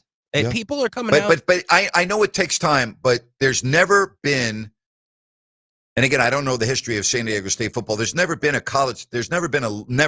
never been a love for college football in this area. Why would I think that all of a sudden, because Sacramento State wants to go big time, that all of a sudden there's going to be interest? I don't see the interest. See, there's no win. The fans here in Sacramento won't even be watching a Georgia-Alabama game or the Ohio State-Indiana game on Saturday. They don't even watch it. See, but I think you need to redefine, or at least I am redefining, quote-unquote, big time. If you're thinking about SEC football, that's never going to be Sacramento. You're never going to have that type of fan base, but I think you could build a fan base that's in the 20,000 range. 20,000 is not big time college football. I'm sorry, it's not big. That's not even big time high school football in a lot of areas of this country. Grant, they're talking about a 30,000 seat stadium. Well, then guess what? They stick where you were because you're delusional. But okay, that's where I'm saying I don't think Sac State is saying we're going to come out and be trying to get into the SEC. They just want to get into the bowl division, the championship division, and be able to be a smaller school that can be possibly a player. Sacramento State is what they are, and it's not going to change. Okay, and that's my prediction. That's my bold statement here. They need to get a grip with the reality, okay, and not screw this whole thing up, which they just did. And the fact that we're not going to have the Causeway Classic anymore, and we could just go on down the road. You must deal with common sense. You must deal with reality. It's not working, okay? It's not going to happen. There is no history of college football love and success in this area. It doesn't exist. It's not going to exist. The reason why it can happen in basketball, unlike football, is because all it takes in basketball is one dynamic, exciting player that people can't wait to go see, that can take a program, put that program on their back, and have tremendous success. One player. That's all it takes. In football, it takes a lot of moving parts. It takes a lot of, and the moving parts are also the fans, which don't exist currently. So you're banking on the fact, Rhino, that you're going to build this new stadium that's going to sit 30,000, that's going to be at Cal Expo, not on campus, okay? And you think that all of a sudden, because you're moving up the ladder in college football to the FBS, that you're going to have 30,000? I don't see it. Not going to happen. No, I mean, if you end up signing a contract where you play 2 away and 1 home against a bigger team, right? Not talking about an SEC team, but maybe what was considered a Pac-12 team like Washington or somebody like that, you might have good turnout. But I guess I'm with you in a sense. I think it's growable to the point that I'm laying out. But this is what it comes down to. Not only the attendance, Grant, but what are all these coaches asking for right now? They want increased NIL funds. Is Sacramento really going to be able to maintain an NIL fund that will put a product on the field that consistently can have 20 to 30,000 fans? That's still a considerable amount of money. You know? So what does that equate to? The money. So what does that mean? I mean, seriously, what does that mean for the longevity and success for Sacramento State if that was to happen? I just don't see it. I really don't see it. That has everything to do with getting players, because the school can pay up to $23 million across all the sports for their You're going to get athletes. the bottom of the rung players. That's what you're going to get. Grant, and that's why I'm saying even the big schools right now, we're talking the top schools. Yes. What did Lane Kiffin go back and ask for?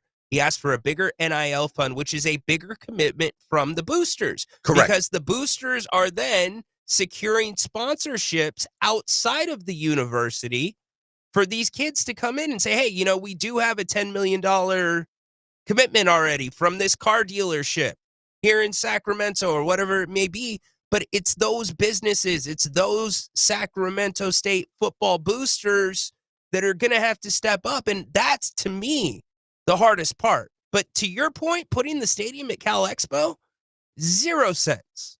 You has to be on campus. The whole thing to me makes 0 sense. But again, I'm using my opinion based on living here since 1987, and I think I have a really good feel of the Sacramento community. And to me, okay, just to me, I think it's nothing more than a pipe dream. That's what I think. So I think it's not realistic. So would you be pouring more of the resources into basketball? 100%. Much easier to build a successful basketball program, much easier than a football program, much easier. Well, you have better infrastructure, too, because I'm sure if Sac State got better and progressed, the Golden One Center could be an option for them at times for bigger games. No question. That happens all over the country with schools. Exactly. So, yeah, it'll be interesting to see how it plays out. I mean, look at Georgetown. You know, I mean, I can name a lot of schools. Yeah, Marquette, St. John's plays at Madison Square Garden. I mean, I can go on and on. Well, they have their own gyms. They play They play the maximum amount of games that they can play in the big buildings. Yeah. Yes. Marquette at Pfizer Forum. Yeah. Yep. Absolutely. So, I just what happens, Grant, from my experience, and again, going to a school that was similar to Sac State, just down south, is you get the kids that live at Sac State that go to the games. And you have to keep that interest by having a good product. You'll get some of the commuters if you have a very good team or a very good team in town playing your team. So I never see beyond 30,000 for a football game in Sacramento. That to me is that's big time football to Sac State. Yep. I don't think you get 30,000 for a soccer. If you bring MLS into Sacramento, you get 30,000 for a match. You're not getting 30,000 for college football consistently, though.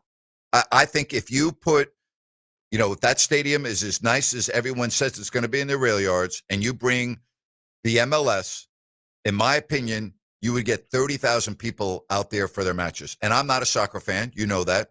You know how I feel about the sport, relatively speaking. Yeah. Yes, I do. I think the interest is so huge in this area that you would have a lot of people from the surrounding areas come, and I think you'd get 30,000. I think you'd get people coming up from Modesto, Stockton. I think you'd get people coming down from Chico. I think you'd get people from the foothills. Yes, I believe it would be 30,000.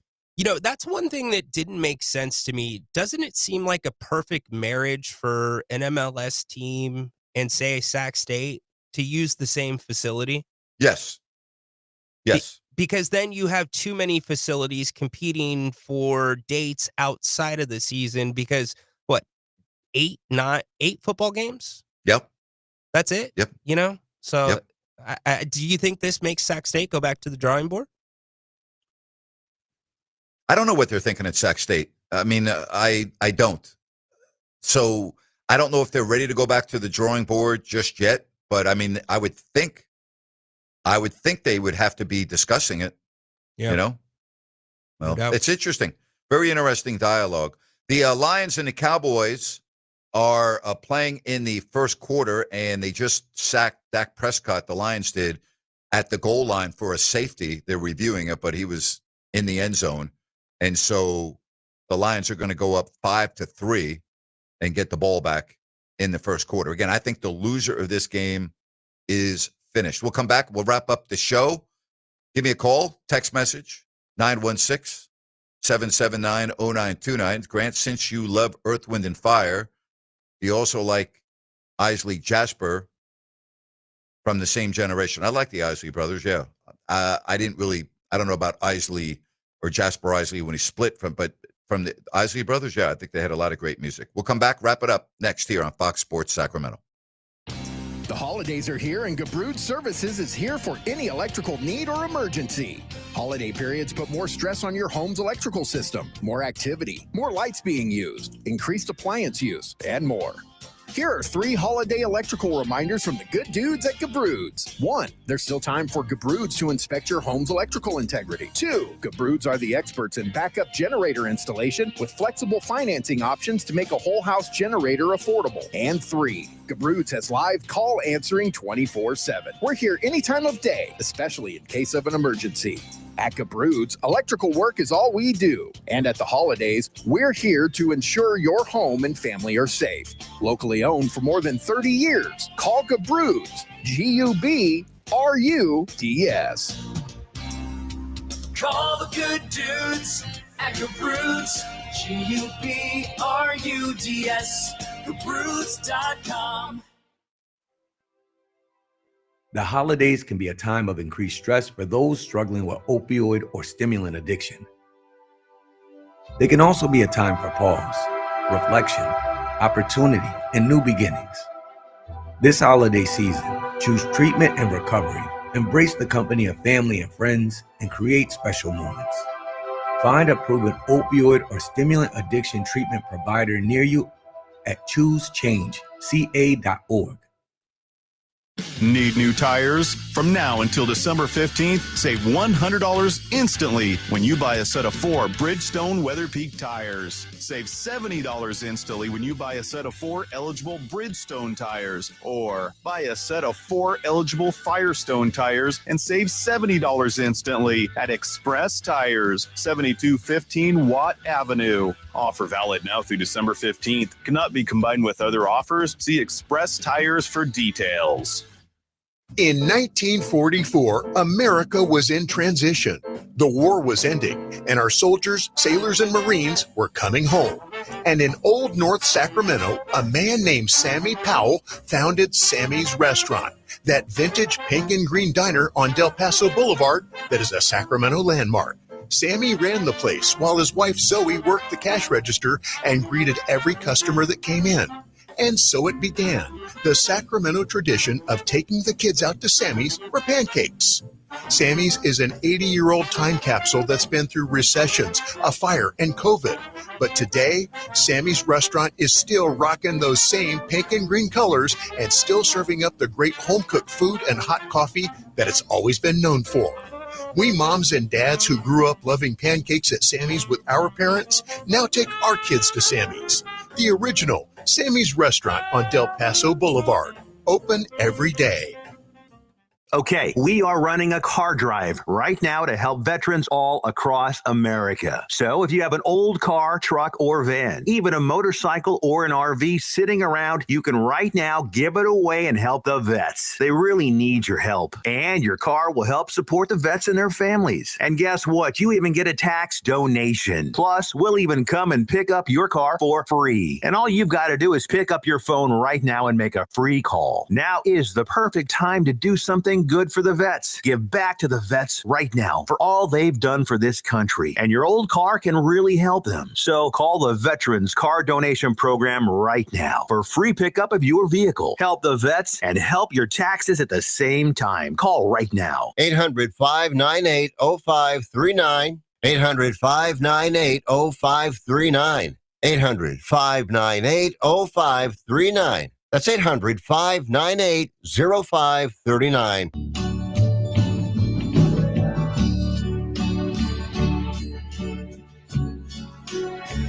We wrap up the show on this busy Thursday.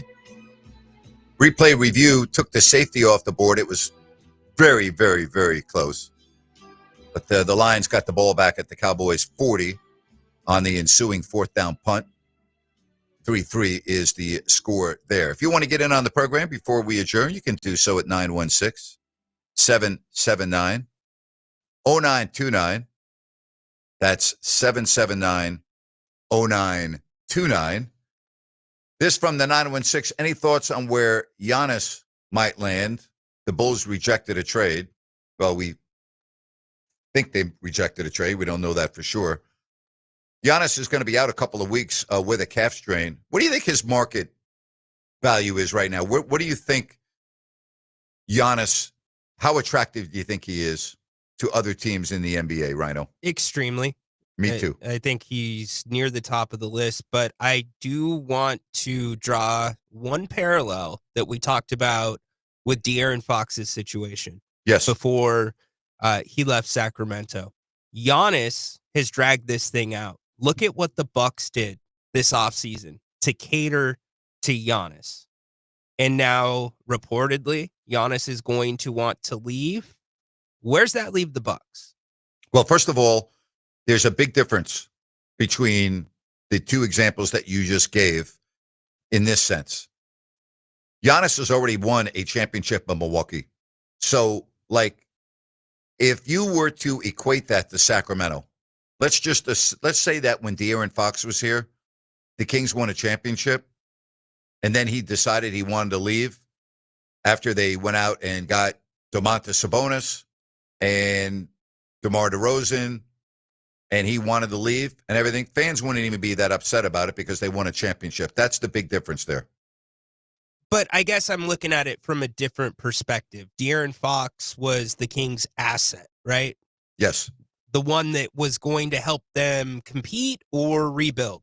That's why they didn't draft Luka Doncic. Exactly right. And so it's the same way with Giannis. Now, De'Aaron Fox doesn't have the same market, not nearly the caliber of a Giannis. But I guess what I'm saying is De'Aaron didn't force the Kings' hands to make a bunch of changes without the intention of staying. That could have gotten dragged out. That is what, to me, Giannis has done in Milwaukee. So maybe the Milwaukee fans won't be as mad, but, you know, he got Lillard out of there, which ended up working for Lillard.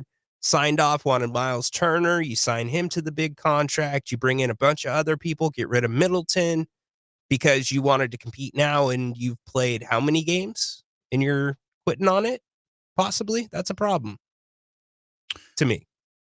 Well, they're not relevant in the East. That's the biggest issue right now. We can agree on that, right? They're not relevant in the East. No, and sometimes they've played. It's almost like that team knows that they're two teams. They're a team with Giannis, but they have confidence without him. Yep. You see the games they played and how they came back last night without him. But no, they're not relevant. They're still a couple. Well, they're a team, Grant, that could very easily get caught in the middle, depending on what they do with Giannis, because you've got some young guys, Ryan Rollins at point guard, who seems to be a really good prospect. You know, if they decide to try to compete now and that doesn't work, you're going to have an older roster and stuck, you know, kind of in purgatory. Or you can roll with the roster you have now, realize that some of these guys are going to get older and rack up the picks for Giannis. So I think it's a big decision. A big decision also is when you buy a home or sell a home. Maybe the biggest decision you'll make in your life, other than maybe getting married. It's a big decision. And you want someone that's experienced. You want someone that is a specialist in their field. And that's Spencer at Village Financial Group, who I've known for 25 years. The broker, owner of Village Financial Group. Give Spencer a call if you're buying a home, selling a home, looking for a home equity line of credit, your real estate needs. Call or text Spence at 916-805-4868. Be sure and ask about the investor special. Talk about creative financing specialist. That's Spence. Years of experience. That's Spence. And you talk about all the properties available now. It's unbelievable. Go to VFGloans.com. That's VFGloans.com.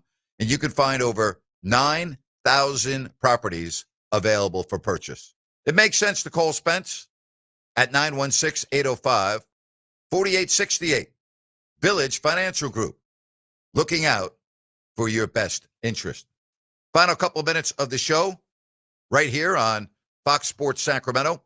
Thursday Night Football going on. The Lions with a go-ahead touchdown in the first.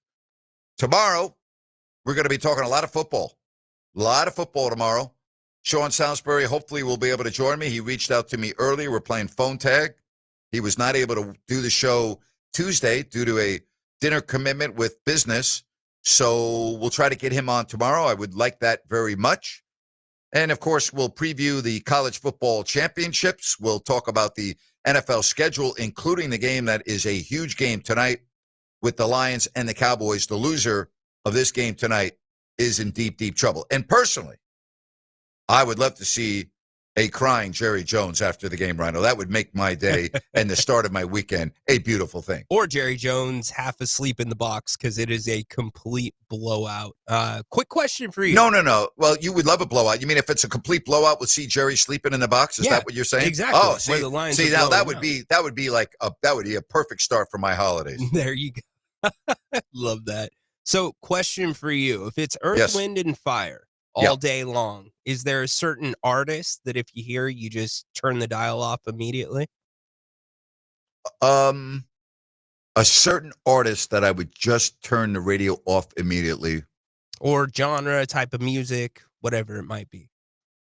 Yeah, I'm not really into rap that much. I love smooth jazz is probably my most favorite music. I love like all of that. Paul Hardcastle's I probably have more songs from Paul Hardcastle and the Jazz Masters of anyone other than Earth, Wind, and Fire. Nice. You know, Boney James, Huge Groove, like all Wayman Tisdale. Yep. Like I love that genre of music. I love it. I love rock. I love classic rock. Love classic rock. Love it. I mean, from Peter Frampton to the Doobie Brothers to that whole era. Like I love all of that. I love Charlie Daniels Band, Marshall Tucker Band. Yes. I love Leonard Skinner. So I'm all over the map with my music. I'm not crazy about rap. That doesn't fit my. There's some that is okay, but for the most part, over the totality, I would listen to less of that. What about you? Anybody that's screaming into the microphone. So if it's hardcore rock where it's just yelling. Yeah, I'm turning you off. So same can go for rap as well. But I am just discovering a lot of the classic rock that you're talking about at a later age. So that has been fun. I love some country. Give me some country. I didn't even mention country. I do enjoy country too. I don't have a lot of it on my playlist, so to speak, but I actually do enjoy a lot of country. It's a nice change of pace. It really is. Yep. Someone just asked about rap. There's a lot of the lyrics that I find offensive that I don't think should be in music. And so that's why I don't listen to it. I will not listen to any music that is degrading sexually or with the N-word, regardless of how you mean it to be used. I don't listen to that. I will turn it off immediately. I don't want to hear it. It is something that I should not be subject to, and I will immediately get rid of it. I don't want that. That's not what I want. Well, it's any cuss word, really. I mean, but that's what rap music is. I mean, it's every. Well, I shouldn't say that's what it is. There's a lot of rap music that has that. Yeah, very true. And that's why I was critical of the music during the preseason at Golden One Center. It's just completely uncalled for. You know who I need to turn you on to? Ed Sheeran. I think you would like that. Yeah, no, I like Ed. I've listened to Ed's music before. Yeah. That's my go-to. Love me some. Okay. It's not my go-to, but there's very, very good. I don't have a problem with that. But I mean, it's crazy if you want to go back in time from Wilson Phillips to England Dan and John Ford Coley. I mean, I can go on and on. I listen to a lot of different types of music. Gordon Lightfoot. I mean, Jim Crow. I mean, I listen to tons of music. Tons of it. You had lots of time to listen to music. Man, how music changed the way you listen to it during your traveling days. Oh, my gosh. CDs, tapes to iPod. Yep. Yeah. Anyways. Yeah. Crazy. Yeah. Hey, my thanks to Chris Landry, LandryFootball.com. My thanks to you for being part of our afternoons each and every weekday right here on Fox Sports Sacramento. Tomorrow, I'm hoping to have Sean Salisbury. Love talking to him. College football, pro football, the Kings. Talk to you tomorrow, 3 o'clock, Fox Sports Sacramento. For Ryan in Sacktown, Grant Napear saying so long, everybody.